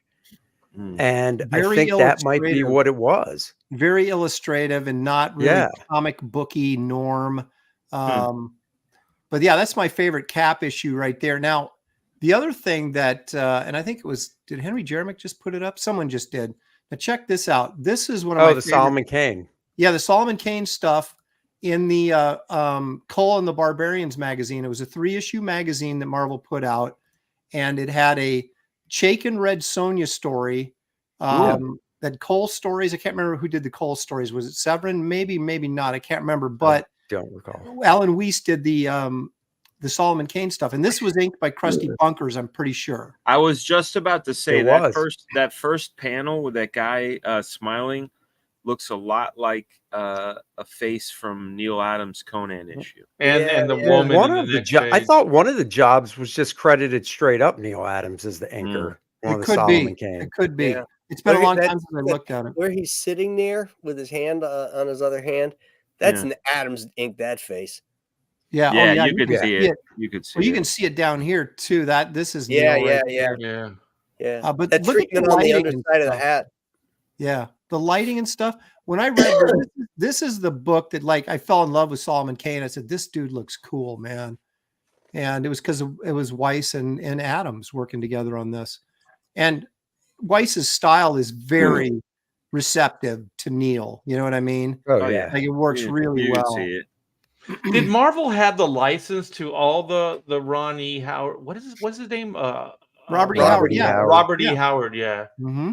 Ron Howard. Because that stuff always comes in a big package deal, and then tell if they want to renew the license or whatever. But they tried to do a couple of Solomon Kane things, didn't really sell that well. Cole didn't sell that well, but Conan always did, so that's what they just kept doing Conan. But they did have the rights to all these. Mm-hmm. Yeah, I liked it. Yeah, I always liked it. There's a darn it, what did I do with it? I had a really cool black and white portrait of Solomon Kane that Weiss did. And now for the life of me, I can't find it. All right. Well, it doesn't matter. But anyway, so those are, you guys check out Colan the Barbarians for that Solomon Kane story. And also Cap, is it it's 160. 160. Well, you know, he did a couple issues of Iron Man as well. Oh, did he really? Mm-hmm. So there you go. Andy stole some of my thunder, but I've got backups. I'm prepared. Yeah, I came in with like 6. Billy, what do you got? What do you got? I'm thinking, which I should show. Are we talking sex or horror? We're talking everybody, bro. Let's talk about both. Let's talk about sex. You showed horror. Sex and horror in your first one combined. I did, but now these are two kind of different things by two artists that I love. Aren't the people that sell sex called horrors? Horrors. All right, I'm going to go with this one again. Going back, I'm going retro. Of just this fantastic style of art. I don't know if these were strips originally, but when I read them, they were all compiled into comics. But let me know if it's Sharon. Let me. Who do you got? Who do you got? Let's see. Ooh. Oh yeah. Modesty Blaze. Oh my gosh. Yes. Who's the artist on this again? Jim Holdaway. Oh, yes. Good stuff. He looks like a fashion school guy. Yeah, he does. Did you guys go to school together? Well, no. Like people would show that, like, oh my God, if you like this, you got to see Jim Holdaway. You have to read Modesty Blaze. How organic it is. Mm-hmm. Just how she's sexy, but she's tough. I remember when Mad Men first came out, I'm like, yes, Modesty Blaze. Yeah. Let me find another page. While you're looking, let me do this real quick. Evil One for another $2. Thank you, Evil One. Appreciate it. For Zeta's Egyptian Queen, $5.4 million in the auction. That is correct. Most ever. That is again correct. I hope that was that's a painting. It's exactly. Thank you, Graham. It rides the line of fantasy and fine art. Yeah. Look at those lines, man. Dude, bro, come on. I mean, that second panel is hypnotizing. Look at this. Just like those that. Compositions are great. Isn't this fantastic? Mm-hmm. Oh yeah. He obviously likes Stan Drake's ink line. Yeah. Mm-hmm. Yeah. Mm-hmm. Oh yeah. Who doesn't? The drawing is so good though. These guys that did strips, man, they really could draw. Like you don't and need because they were so small, they were just great doing those knockout blacks for like her dress and those two guys in their trench coats and stuff. And it just works so nice. This is really great stuff. Just great, fantastic. Modesty Blaze. I got another one. Let me show you another. The guy that took over after he stopped doing Modesty Blaze was really good too. He'd have to be. Oh, look at that. Look at those gestures. Look at this. Yeah, look at this. Are you kidding me? Graham, were these guys just using photos and models and things? Because this stuff is it's hard to imagine this is out of the imagination, Yeah. Oh no, they posed this stuff. This has got to be like this guy right here, the guy in the center. It's not showing up on the screen, but this guy in the center grabbing the cigar. I love. Just look at this though. Look at it's really natural stuff. And I just love, like I said, look at the ink line on that furniture. Those couches. Yeah, there's not a straight edge among it. And then the stone wall back there again, hypnotizing. Yeah, and these guys used a lot of quill. I mean, you can tell. Yeah. Look at the fine art depiction on the wall behind the word balloon there in the first panel. Yeah, that modernist. So why does it say Peter O'Donnell? Is he the writer? He wrote it. He's the writer. Okay. You know how it is, and I hope his signature is. They didn't have to go. So look at the go. Can you go back? There's to his that signature saucer? right there, Holloway. Can you go back? Look at that saucer. Like he didn't have to do that. All the design work in the saucer, he didn't have to do that. Oh, the noodly stuff, yeah. Yeah. Once again, I just love how they're all just knockout black with their clothing, but it's so freaking cool. Yeah, Jim Holloway. What was that? Holloway. I said Jim Holloway. I've never heard of this guy. Hold away. Hold me closer. Yeah, just what was it? What was this I love strip? a Is it French Modesty Blaze? I already forgot. Modesty. Yeah, it's Modesty Blaze. Back in the day when everybody was smoking. Yeah, there's great trades on them. There's I one. like that she doesn't smoke. She doesn't smoke the guys, cigars. She smokes a cigarette. Yeah, I'm gonna More try to feminine. Cigarette. hang on. I'm gonna do a cover. Let me just find a cover. I mean, you could just go on and on with the Was this ever a traditional comic book, or was it just reprints of comic strips? I think it was strips that were reprinted. Yeah, I have one of the books and they're strips. Do you have the one? Rights. DC got the rights to it back in the 90s, I think, and Dick Giordano did like That's a 4 it. issue series of it. Yeah, and it was nice. Dick pencil and inked it himself. Yeah. It was nice looking stuff. Dick's of this sort of school, though, Yeah. It wasn't Definitely. as good as this, though. No, but he, No. Oh I my mean, God. it wasn't I when Dick was at his peak. It was later in his career. But just like even this, let me share this one right here. This is just a panel. This one right here. This one up here. Just look at this with this dude. Look at it. It's so great. Yeah. Look at that guy's face. It's got such an advertising vibe to it. Like Yeah. Peak, you know. Yeah, it Or does. what was his name? Look at Briggs. Austin Briggs. But look how alive it is, Austin Powers. 100% Gorgeous. Holdaway. I love Jim those Holdaway. faces. There was a great cover I was looking for, but I didn't find it. But Jim Holdaway, check him out, everyone. And artists out there, you will not be disappointed. Billy, you are on fire Into the tonight, night. man. He was last night too Well, on the King Show. that's That's true. right. Congratulations, by the way, Billy. Yeah, we broke 35,000. Thank you. Yeah, Yeah, I that did was well great. last night as well. That was a good Yeah. show. I didn't do as good as you did, but we did okay, I guess. Fraga, you ready? Yeah, let's go. Oh, shit! I I love love this that book. issue. Come on now. Trevor Love it. Von Eeden. You could see my two choices from Trevor Von Eeden. Yeah. This fantastic Wow. Batman annual. Let's go through it. The thing I really like about his stuff, look at this year. This is 1982. This is way pre-Image, way pre-splashy stuff. But then you get Oh, look Just- at that. That's dynamic.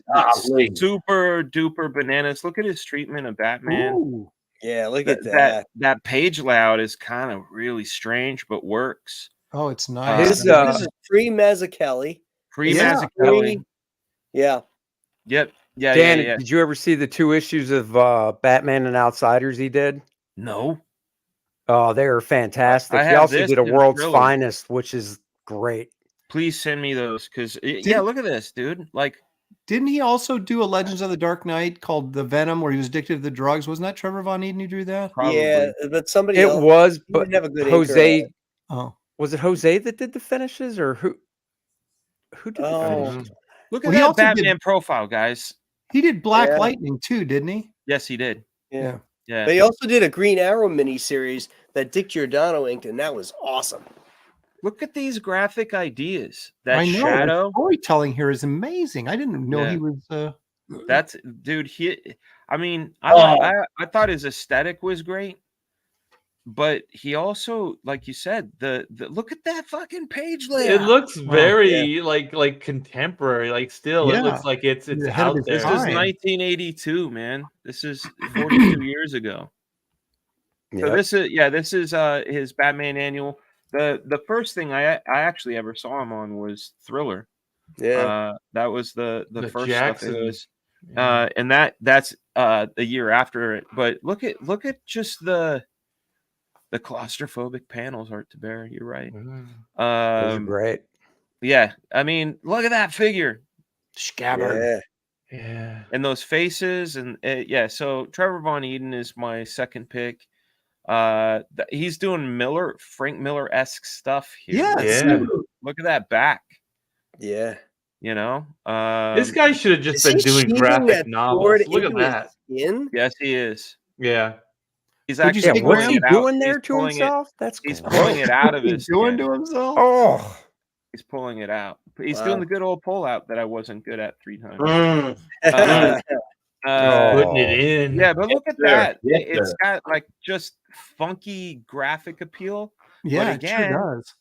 completely wacky out of the box layouts that again work. You can Yeah, I track can't along. figure out what the hell's going on. I Like, the can't. guy's a giant and Look, the other guy's like a little dwarf. Nah, come on, Art. Look at that. That just flows. It's good stuff. It's good stuff. Look at that. He's not good, but The crazy Art helicopter. You're magnificent. Well, yeah, look, Trevor you Von gotta- Eeden, badass. But you got to have an appreciation. We talked about this about Neil Adams, in a previous show, where sometimes he would push the storytelling envelope and it didn't always work. But you gave him credit for getting out there and trying to do something interesting. And Trevor Von Eeden, and he's trying to do something interesting. And is it always a home run? Probably not. But it's still pretty cool that he's getting Matt involved Yackey's in in I the think house. he worked for Adams. I think he worked at Continuity for I a think little he bit. did. I think he did. I got spoilers if we do a third round. Are we We're doing going to do a round? third. Yeah, we Okay, are. well then I won't talk about my third pick, but there's a connection with my third pick and my second pick. So All I'm righty. done. It's a wrap. Art, what have you got? all for us? right. Well, go full screen because I was going through the archives and I found a bunch of this stuff, and I had no idea how much of a Mike Grell fan I was. Shit. Mike Grell, good choice. Yeah, dude. so this is Yeah. late 70s. I got all kinds of these. Like, look at these covers. They're great. Well, that's a nice Terry one. Austining some of those. Did he? Let me see if I... I was never a Grell fan. I just could not get into him. I thought he was Really? I always thought he was like Neil Adams light. Yeah, a little I'm bit. sorry, I I liked looked at it. him too, but I love the Warlord stuff, maybe because of the subject matter. And I thought his Green Arrow Longbow Hunters was really good. Yeah, this is Vince. This is Vince Coletti. Vince Coletti. yeah. Oh no, not Vinny. Coletta. Yeah. Vinny Coletta. Death Ray Coletta. Vinny. The greatest. Don't you damn say a damn thing about Vince Coletta. I know saying a he'll damn thing. his mob bosses will come and work me over. I was just curious. I do have a question for you though about that. Like, who's ruined more comics, Vince Coletta or SJWs? SJW. Oh, SJW is because SJWs. Vince Vince Coletta at least Coletta. did okay on Kirby's Thor for me. Yeah. Actually, here's the Terry Austin. So this is Terry Eeken, Mike Grell, Cool. or Grell. oh, there you go. What's the Grell. cover of that one, Art? It's this one. Oh, That's cool. cool. Yep. Yeah. So this Dimensional. was really cool. I think I have his whole run. I was just going through this stuff and I'm like, whoa. Yeah, when they restarted Green Lantern with number 90, I think it was Look at- 1977. Look at that middle Grell panel. did it. Mm-hmm. Yeah, that Yeah. middle panel's pretty cool. I mean, there's some work backgrounds, and then there was I thought like he was the first guy that I was like following his creator own stuff because I Yeah, thought he like, started early. Stable. Yeah, as a writer and as a creator, I thought he was better than just an artist. You know what I mean? Like just Yes. working at DC or Marvel. Like Yeah. when he got to write his own stuff and create his own characters, it was great. Like this I John agree. Sable freelance stuff was fantastic. The artwork, I mean, I kind of agree, but it's definitely he's got a voice.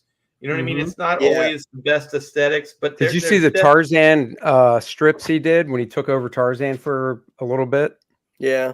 No, and he was pushing things. I mean, these were adult, more adult comics. So there was Whoa, look at adult- that foreground. Yeah. Showing a little nippage there, Art. What are you trying to get Aaron banned? Some Yeah. adult diapers? What did you say? adult What? tables. But there was some stuff that I thought. depends. It depends. What was It the depends. you guys? What was the Pacific comic? Didn't he do that? The log of the Jolly Roger. That's that pirate. What? Sci-fi Yeah, I thing? got it here. It's like Star Slayer. Is that it? Oh, Star That's the Slayer. one. He had the Rocketeer story Right. back. Yeah, Mhm. yeah. issue so- 2. Yeah, I thought all this stuff. And did he Yeah. create the Warlord? Was that him? Yeah, Yes. he I created think Warlord. so, yeah. Yeah. So him creating stuff, I thought was always his best. But look at that PC Image Comics before Image Comics, and look Mhm. at Gru. Yeah, coming soon. Gru. Yeah, Yeah, good let me see stuff. if there's any other ads. Maybe there's a Rocketeer. Yeah, there is. First page. Whoa. Oh, That- cool. that white, Blindness. bright there, Artie? Hold on. Yeah, it's when there's white on white, it gets hard to see. There's something we can see. Is did some moths get to your hat there, bro?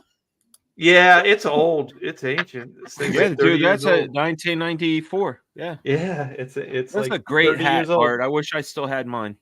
It's the only one I have. But yeah, it's my Sunday morning hat. But yeah, the The only John one he Sable has. stuff. And I thought what was cool is it's the first time I saw like an individual like creator go outside of the comics. So there was like a TV series. It was called John Sable. It's called Sable, yeah, and it flopped. And yeah, I think it went maybe half a season or something like that. And I thought it was pretty good.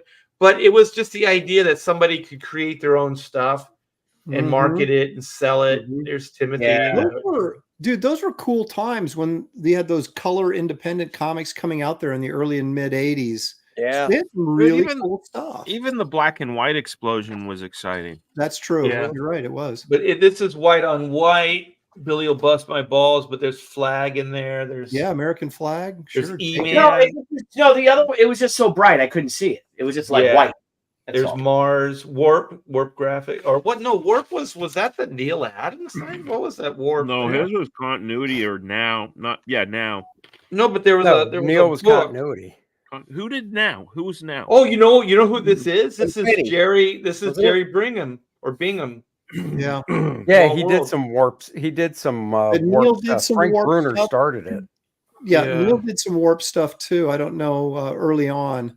So we got Joe State, we got Howard Chaykin, and then we got Mark Whitley on that. But anyway, I mean, like this stuff is just, I mean, it is Neil Adams light, but it's still very well done. And I didn't know the difference as a kid, so I bought the hell out of this shit. Same here. You No, know, I liked Grell when I was a kid too, and I really It was liked him as a good. writer and a storyteller later. That's right. yeah, and That's I the thought it was first really one. neat that I started my career at DC on the Warlord, which is a title that I did read as a kid. So Didn't Liefeld also do a Warlord? he did a bonus book, yeah. Right. And if Yeah. you look, a lot of the backgrounds in his bonus book are the backgrounds that I drew in that, because he would hang out with me in Warlord, and he was drawing his. Oh, at the really? Same time. Yeah. So there's some banners and different things. It's like, yeah, That's funny. That's cool. It's- Inside uh-oh. baseball, guys. Yeah, it's a good Inside time. baseball. I think on one of his observations, he brought up the Huntington Beach flop house. I love that it. we had Yeah, going. if the chat hasn't checked it out yet, if you go to your favorite podcast provider, Rob Liefeld does a really fun and informative show called Robservations, and it's great. Yeah. You know, and I mean, I always said this, like, you know, he and I had our ups and downs and everything, and you know, and you also have to defend a lot of stuff because it's Rob. But the one thing I would always tell people is I've never seen someone who is so in love with comics as him.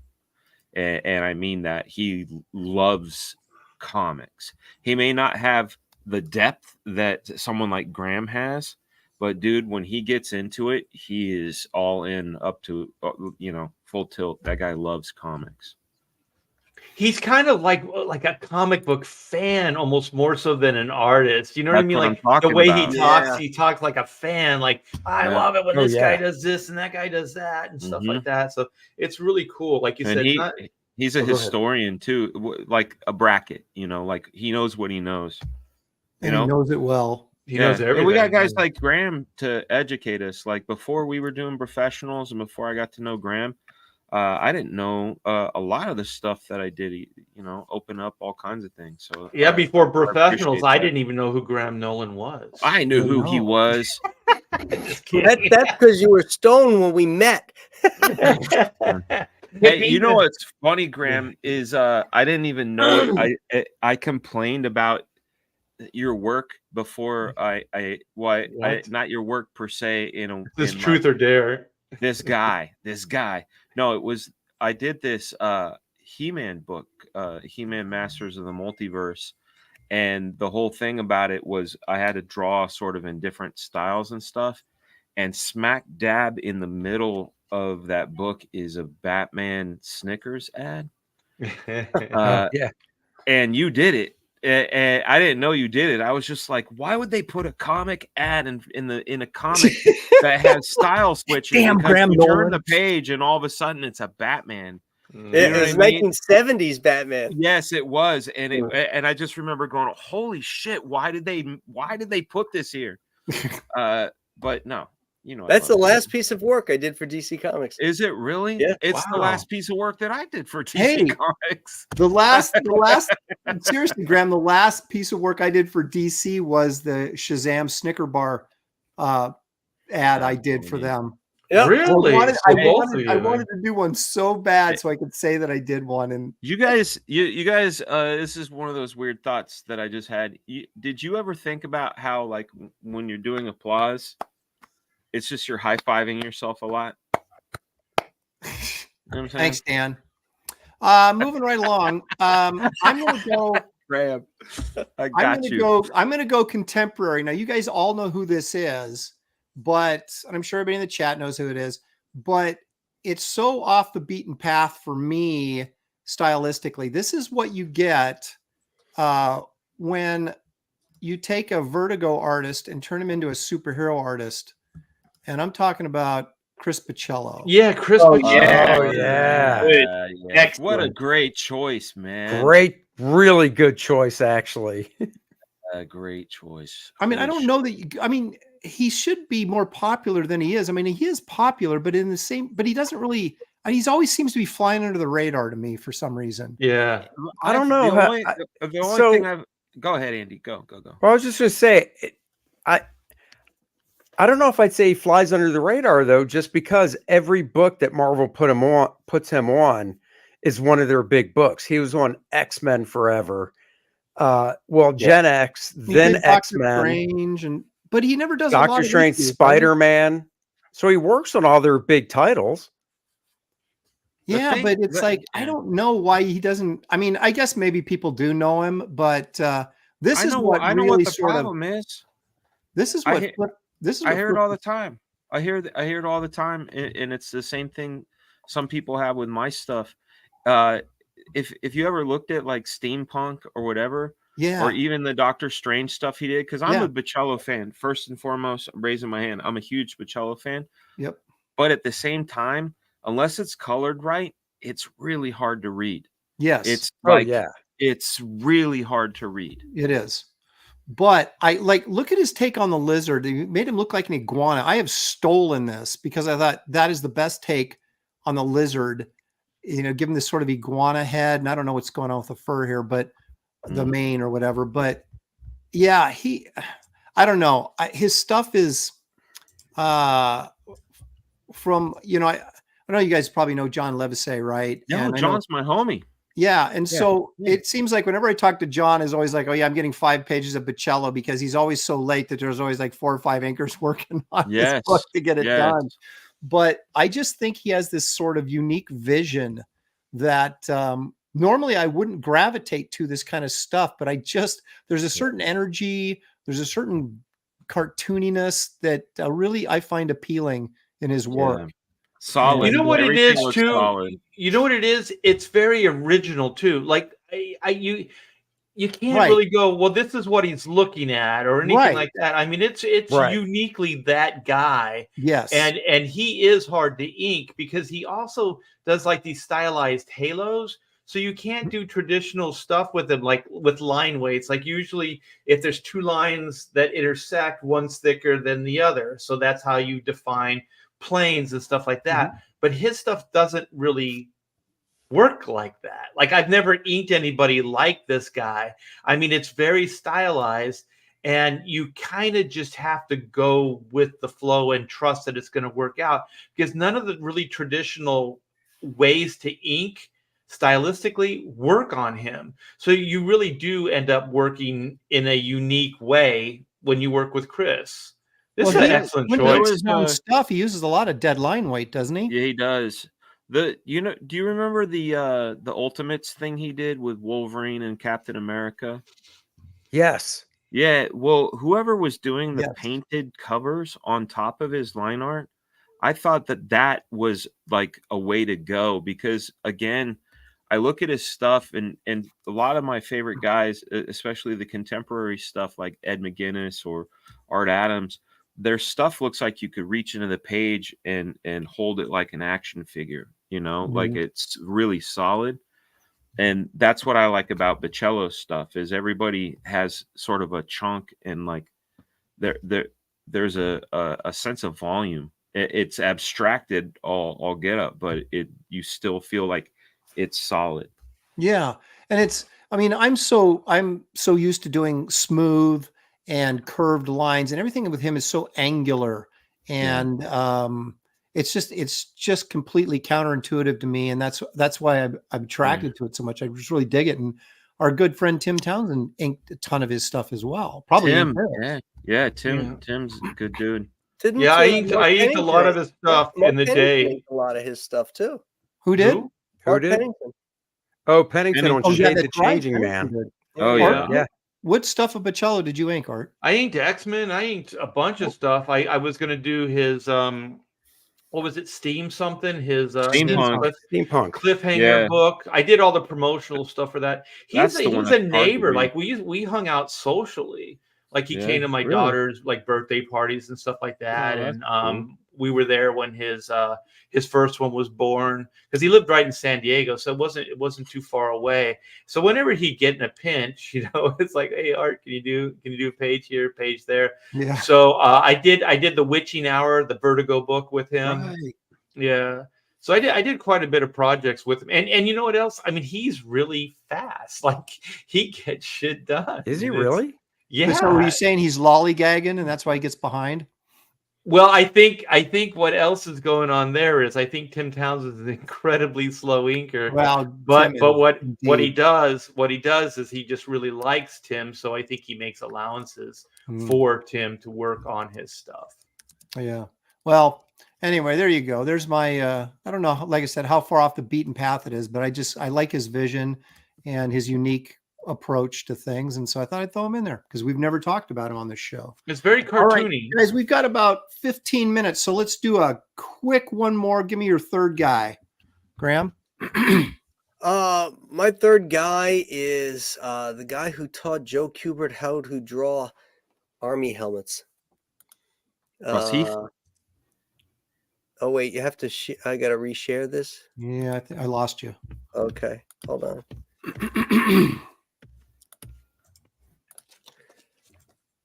There you go. Irv Novick. Oh, yeah. Irv Novick. Oh man, I love Irv stuff. Yeah.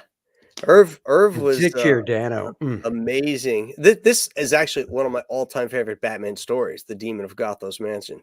It's got that Neil Adams cover, which is a homage to Detective 31.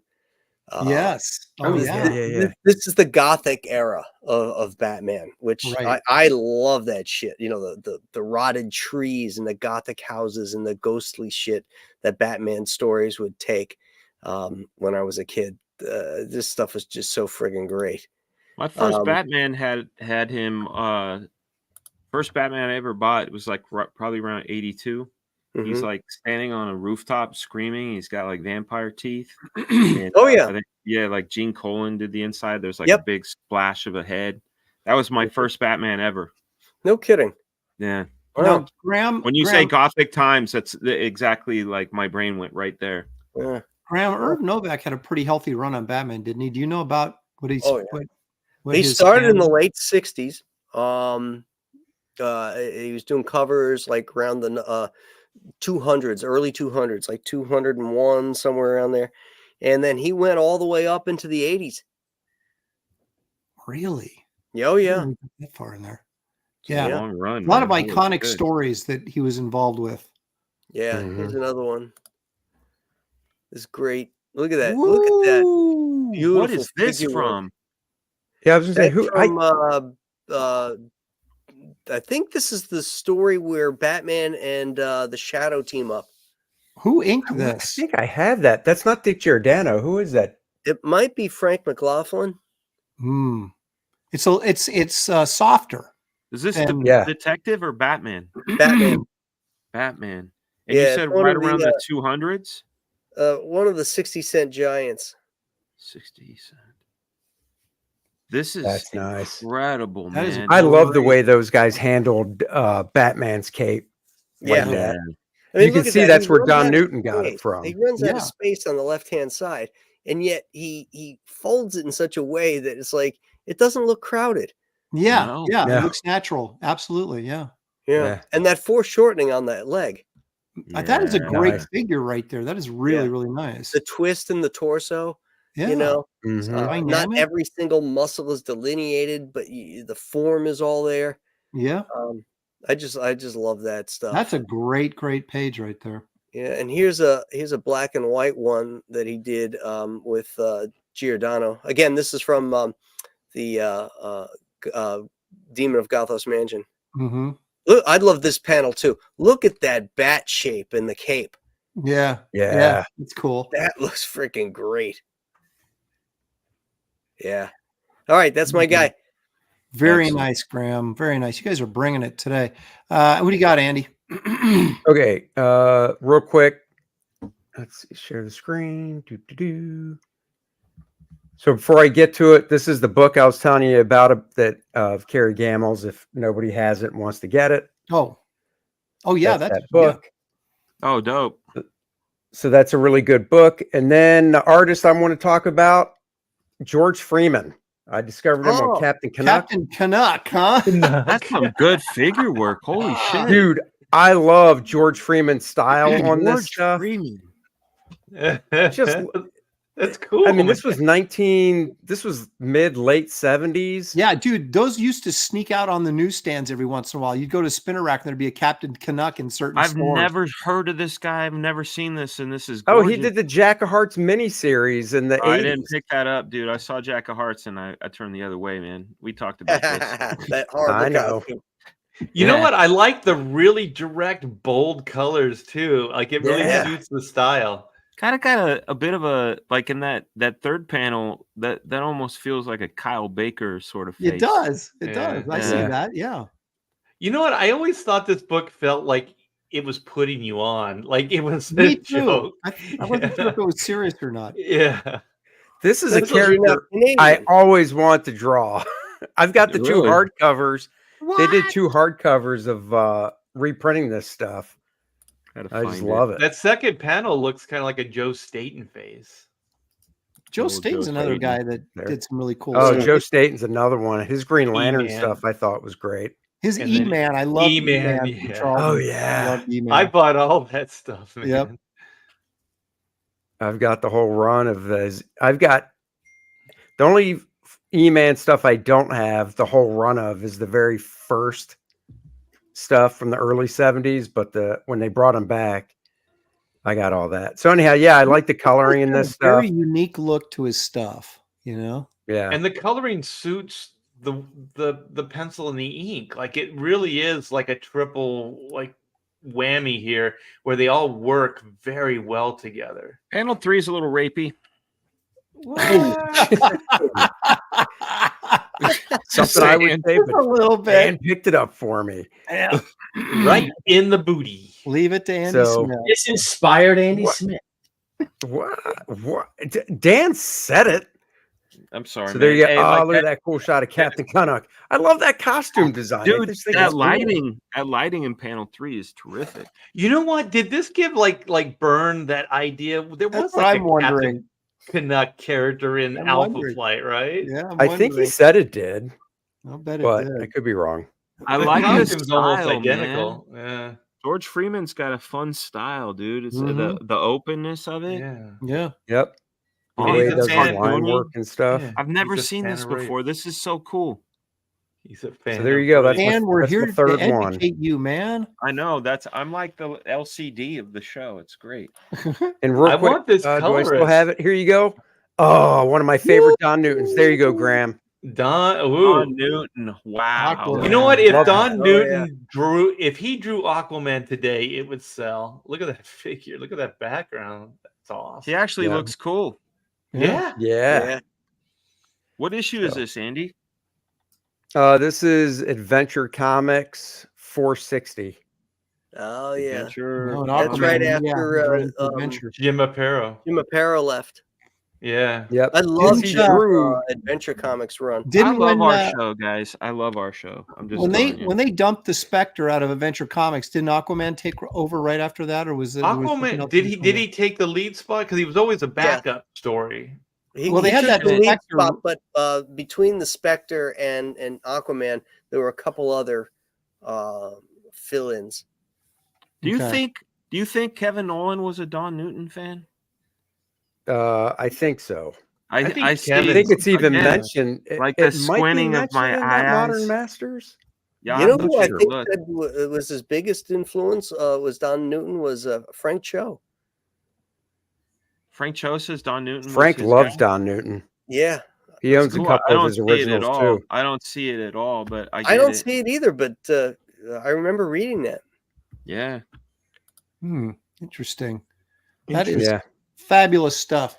All That right, third you panel go. right there, though. Go back to that third panel. Keep going. This one.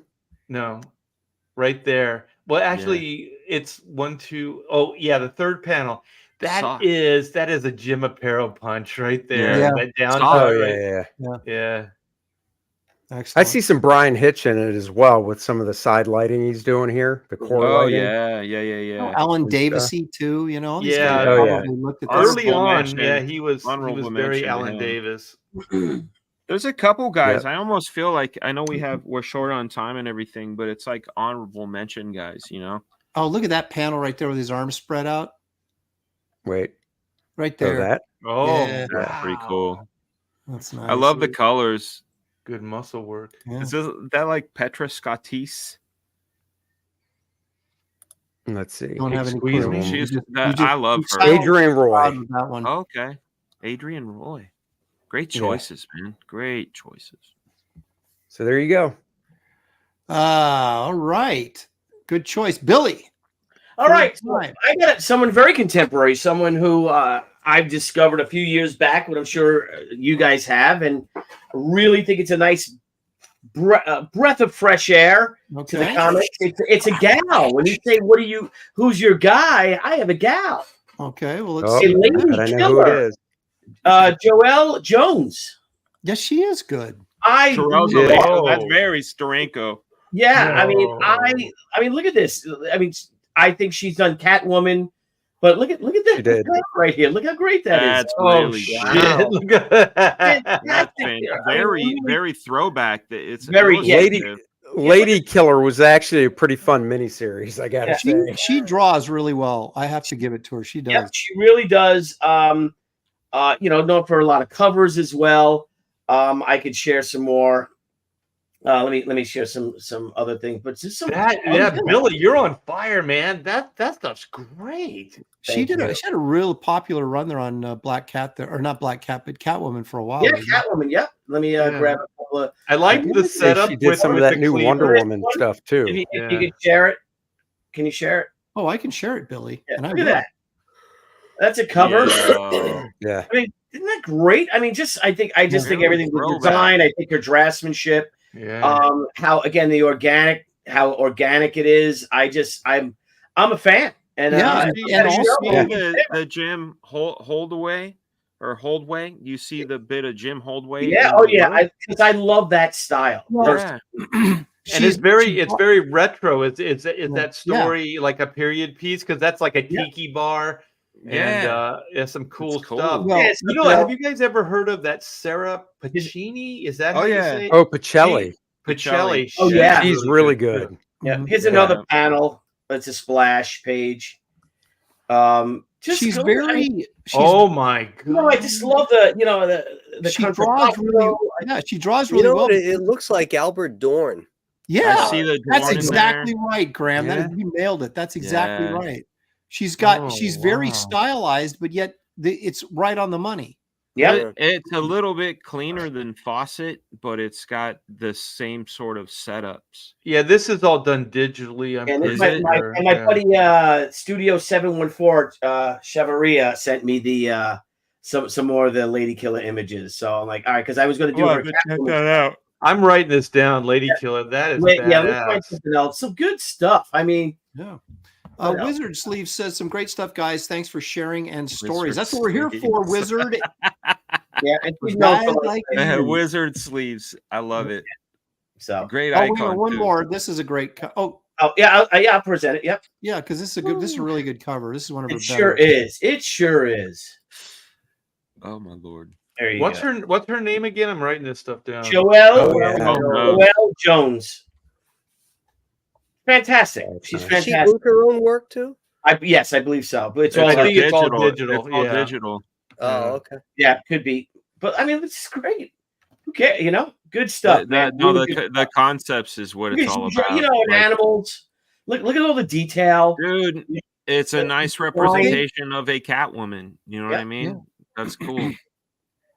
So It's interesting. She's really more of and I don't mean this as a knock at all, but she's more of an illustrator than she is a comic book artist. You know what I mean? Yes. Well, I don't even see how that could be a knock, man. You're right. It's when you can do something that isn't necessarily dynamic like we're usually talking about, but you still pull it off because the style and the execution is so good of the illustration that I was feeling it's contemporary, but that was giving me or what do the kids say? That was giving a Breakfast at Tiffany's vibe. How the gesture is, and then but you look at the background, like all dead women and stuff like that. Just very subtle. Again, I think she's exceptional. She likes really pattern, and here's the thing: you went to fabric school, so you like pattern. Yeah, I sure do. No, you could see it's reoccurring. If I had to give like just the quick glance of what you've shown today, and she's marvelous. But and that guy right there, that's the cat's out of the bag. I'm fabulous. The Tiki Lounge had that pattern.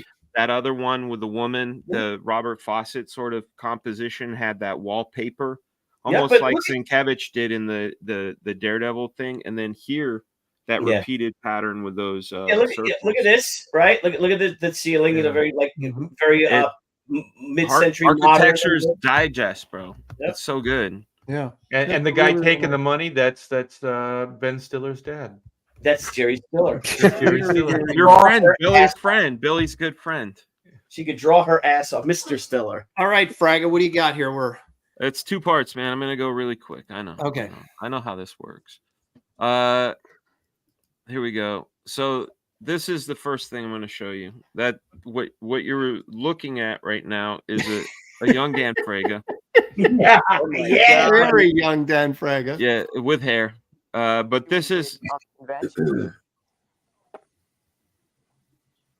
this was live, by the way. Wow, you look like you were a POW in Vietnam making a. I was, man. It was a hostage tape. So you're the writer and script. Is that Dennis Cowan? Yes, Dennis, with a cigarette. So Detective 600 just came out. How do you feel about the? Okay, so pause. That's Dennis Cowan. That's my third pick. Great pick. This is he's been my friend since 1989 when I did this interview with him and Sam Hamm. I did this for I did a live cable show called Comics Review for You, and what I did is I would do basically reviews of the comics that came out that week. But whenever a convention would come to town, I would do my best to try to get a scoop and talk to people. So that's how I met Rob Liefeld. That's how I met Dennis. So this was the book we were talking about. It was Blind Justice. Really big event comic for 1989. This was on the right. Coming. Sam Hamm was the screenwriter for Batman. That's right, exactly. So you got Dennis on pencils and the great. That was the guy you were interviewing. Was a screenwriter for Batman? Yes. Yeah. All right. You as a 17, 18-year-old kid, however old you? I was 15. I was 15. 15-year-old kid. Yeah. How did you wrangle at this? I was like Von Coleman. I'll tell you. Did you see how cute he was? No, I'll tell you. Thank you for asking, Billy. I grew up in the Bay Area, and the Bay Area was very rich in comic book history and lore. A lot of people that love comics and a lot of people that created comics. It was kind of a congregation in that area, and they had opened up something called the Cartoon Art Museum there in San Francisco. And very early that year, I think it was April or February, Cartoon Art Museum was hosting a Batman show because Batman was really hot, as you guys remember, Batmania. And there were all kinds of people there. Steve Laiola, that's where I met him. Vaughn Bodie, Mark Bodie, not his, Vaughn Bodie's kid. Met him. I was a fan of his for the Miami Mice stuff. And they had all this incredible artwork on the wall. Like I remember seeing Bill Sienkiewicz's original to the Detective 400, and then they had some of Neil's Silent Night, the Christmas Batman story. Those were there. Oh yeah. And Sam Hamm happened to be there, and I said to him, "Hey, I do this like TV show for my high school every Wednesday. I would really love to interview about the Batman movie." He said, yeah. Let's meet up at WonderCon. So that's how we did it, and he brought along Dennis as his artist. I tried to get Giordano. Giordano was busy, but that's how I scooped it. I met him at that museum show. Yeah. Dick was busy running an empire. Yeah. So anyhow, Dennis and I became pals. And we kind of, got back together as far as like we did a convention together, and I'm like, yeah, I'm that kid who interviewed you. He's like, oh shit, I remember you. Anyway, the reason it ties into Trevor Von Eeden is Dennis introduced me to Trevor Von Eeden at a show, and Dennis told me like, yo, you really need to look at this dude's stuff. It'll blow your mind. And it absolutely did. And Dennis has always been just a good dude, solid. His stuff is amazing. He's got incredible stories. I know Graham did an episode of Storytellers with him. If you haven't seen it yet, go and check that out. But Dennis came from Continuity, learned a lot of stuff over there at Neil's thing, but he's got his own sensibilities. He's got big love for guys like Breccia. Breccia is a big one. Jorge Safino, Neil Adams. You can see it in his work. But I always thought his faces in his presentation. This stuff is coming across really saturated because it's a really bad scan. But his stuff has always been very clear, very solid, very thoughtful. Another guy that you could see a little bit of in his work is a bit of Chaikin, who we brought up a little bit. But anyway, Dennis Cowan. That's my. I liked his Deathlock stuff a lot. Oh yeah, Love Power Man and Iron Fist stuff. Power Man and Iron Fist, amazing. Yeah. God bless. Art Potts did a great job inking. Bless you. Bless you. Right. Art, what do you got for us? I got some cool stuff for you. Here we go. Here we go. This is the Spaniard and Pacheco. Yeah. Yeah. Dude, right in the fields. That is really a solid choice, man. Yeah, man. Yeah, R.I.P. man. You are missed. Avengers Forever. You inked him, didn't you, Art, on X-Men? Yeah, I got some of that stuff here. Yeah. I got a page. I own an actual page of that. So I would like to own a page of that, Arthur. Yeah, I was selling it for good cheap at some point. Yeah. What he did on FF was nice too. Yeah. I love Pacheco's stuff. Yeah. That's a cool Superman cover. Yeah, he's so cool. I have bought that in a second. Oh my gosh, man. This stuff was killing me. You guys being Carlos, you and the guys at Liquid. Liquid, yeah. Oh yeah. Oh Liquid my color. God, dude. Every time I get an issue, I feel both like amazed and jealous. Like we were like the production for Marvel, the X office. So like we shared studio space, the Liquid boys.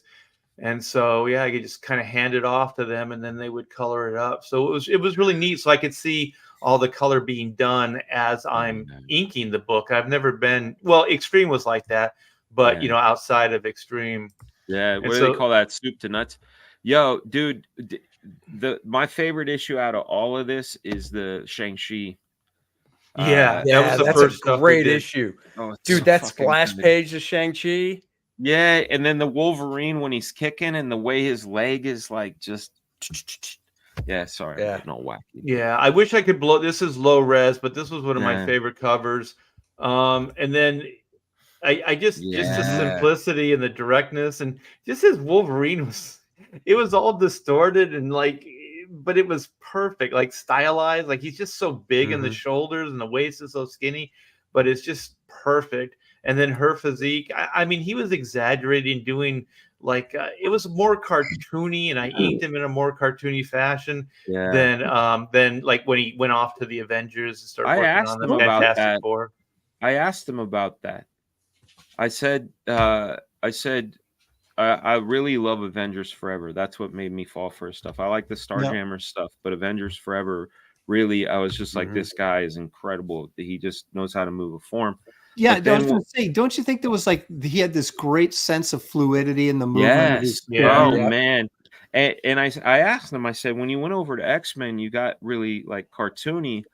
And his exact words was, that's me doing Joe Madureira because that's what the X Office wanted.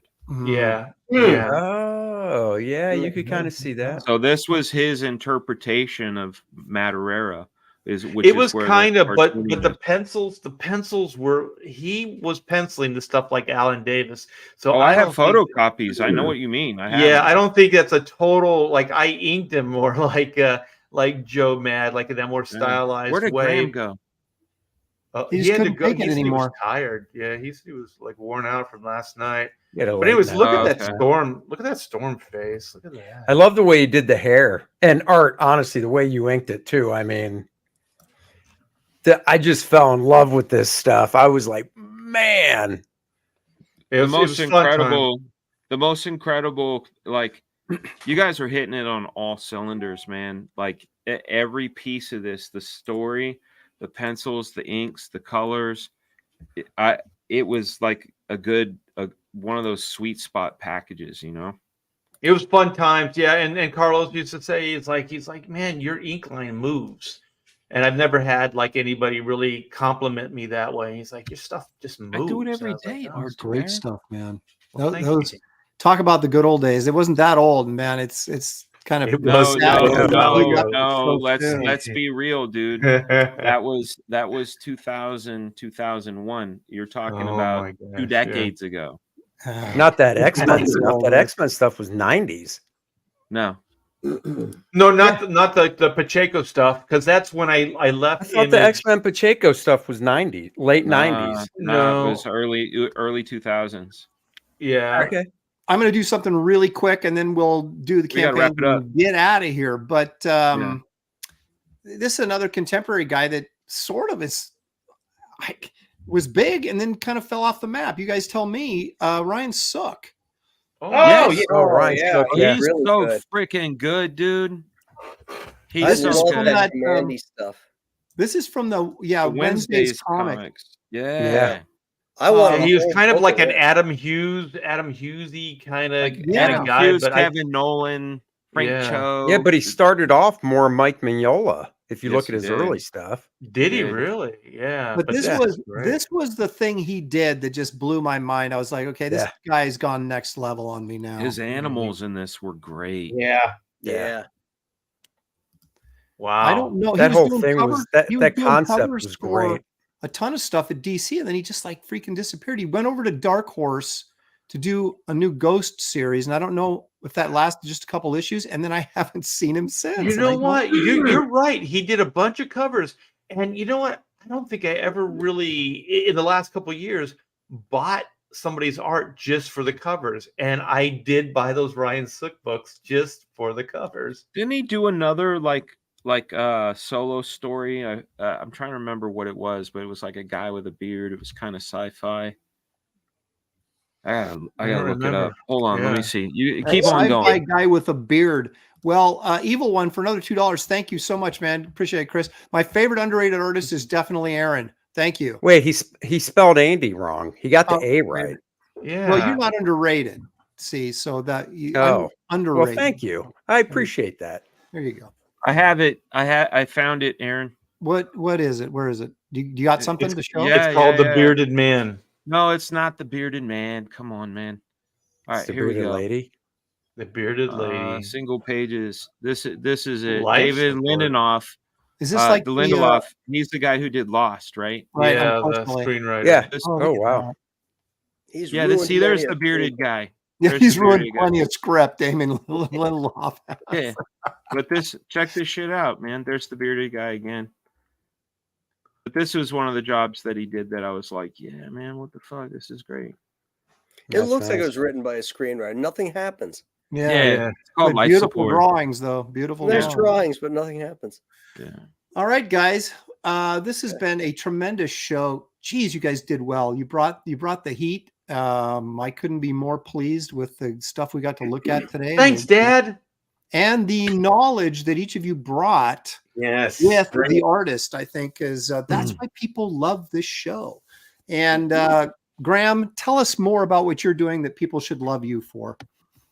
Well, they should love me because of my startling personality too. But And physique. tomorrow we are launching Return to Monster Island. It'll be on my channel at 7:00, and then we're gonna pour. Wait a minute, is over that in the to morning? Eeden. No, No. 7:00 at night. El Noche, bro. 7:00 at night. The campaign right. will go live. Then we'll go for about an hour. Then we'll go over to Ethan's channel and continue the party over there. So it's going to be a fun launch of Return to Monster Island and the original Monster Island as well. So The sign up, the link for the sign up is in the description of this video. And I apologize in advance. My Graybeard show will probably go a little bit over you, but I will jump in later Wednesday when you're on Ethan's to help support your launch. absolutely, thank you.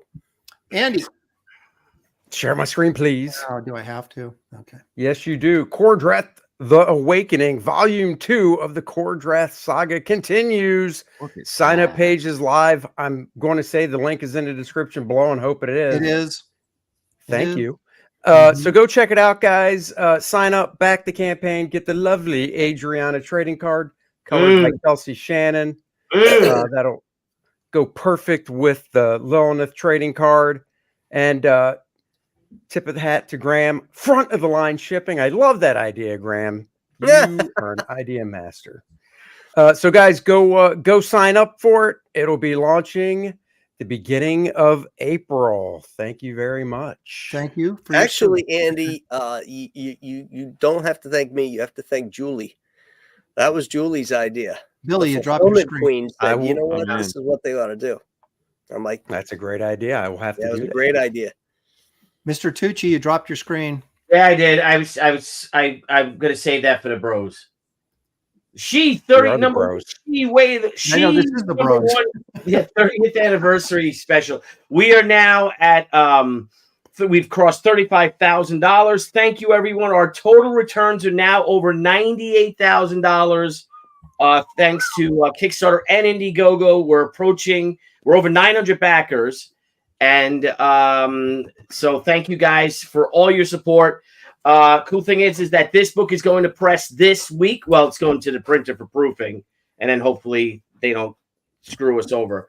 And then we'll go to press, and this book we start fulfilling next month. So I'm very excited. Thank you guys for the support. We're doing our numbers now, so a lot of these, especially the limited perks, they're all going to be dropped. We're going to remove them because we have to get those numbers in, so we get you your books in our new fulfillment center. Yeah. Love you. Excellent. Yeah. You'll find the link in the description of this video to Billy's campaign. Dan, what do you want to talk about? The same thing, man. In the description is a link to Black Flag. It's the book I'm working on. And want to just thank everybody that's here and thank for their patience. And Dan, the work that we're seeing from Dan on this book is spectacular. So Thank you, sir. Absolutely. Thank you. Yeah, Art, I'm looking forward to that pineapple perception. Can we go So am I. full screen? of course, Art, I always expect to go full screen when you're involved. I got my my proofs in. Oh, dude. Right. Hey, Oh, buddy. yeah. How do they smell? Can you smell them for me? He's getting high. Yeah, getting high off the ink. So we got that's the main cover. I'm not going to show you interiors. Oh, this That's upside down. You're turning me. Yeah, turning you Giving up. upside down. Especially. Yeah, so that's the black and white variant, and then I got the Kenneth Roquefort, That's so good. and then I got That's another person that's on the honorable Yes. mention. Yes, definitely. Yeah, Joe Bennett as well. Joe Bennett is he's freaking amazing. Marshall Rogers. Yeah. So the guys, like everybody that backed the book, we are going into fulfillment the end of this month. So end of February, early March, we'll be in fulfillment. The book is at the printers. They're saying late February. We should get those back. And so that's going to happen. You guys can get the book. And my next campaign is going to be Rules of Doodles and other stuff too. So I'm going to put out the art book, and the sign-up page will go out probably in a couple weeks. So look forward to that. And thanks to everybody that's backed Black and White and giving me the time to draw what I think is some of the best work I've ever done. It really I would is. agree. Art. It definitely is. Kellraiser $9.99. Great show, bros. Thank you so much, Kellraiser. Appreciate you guys being here and supporting the channel.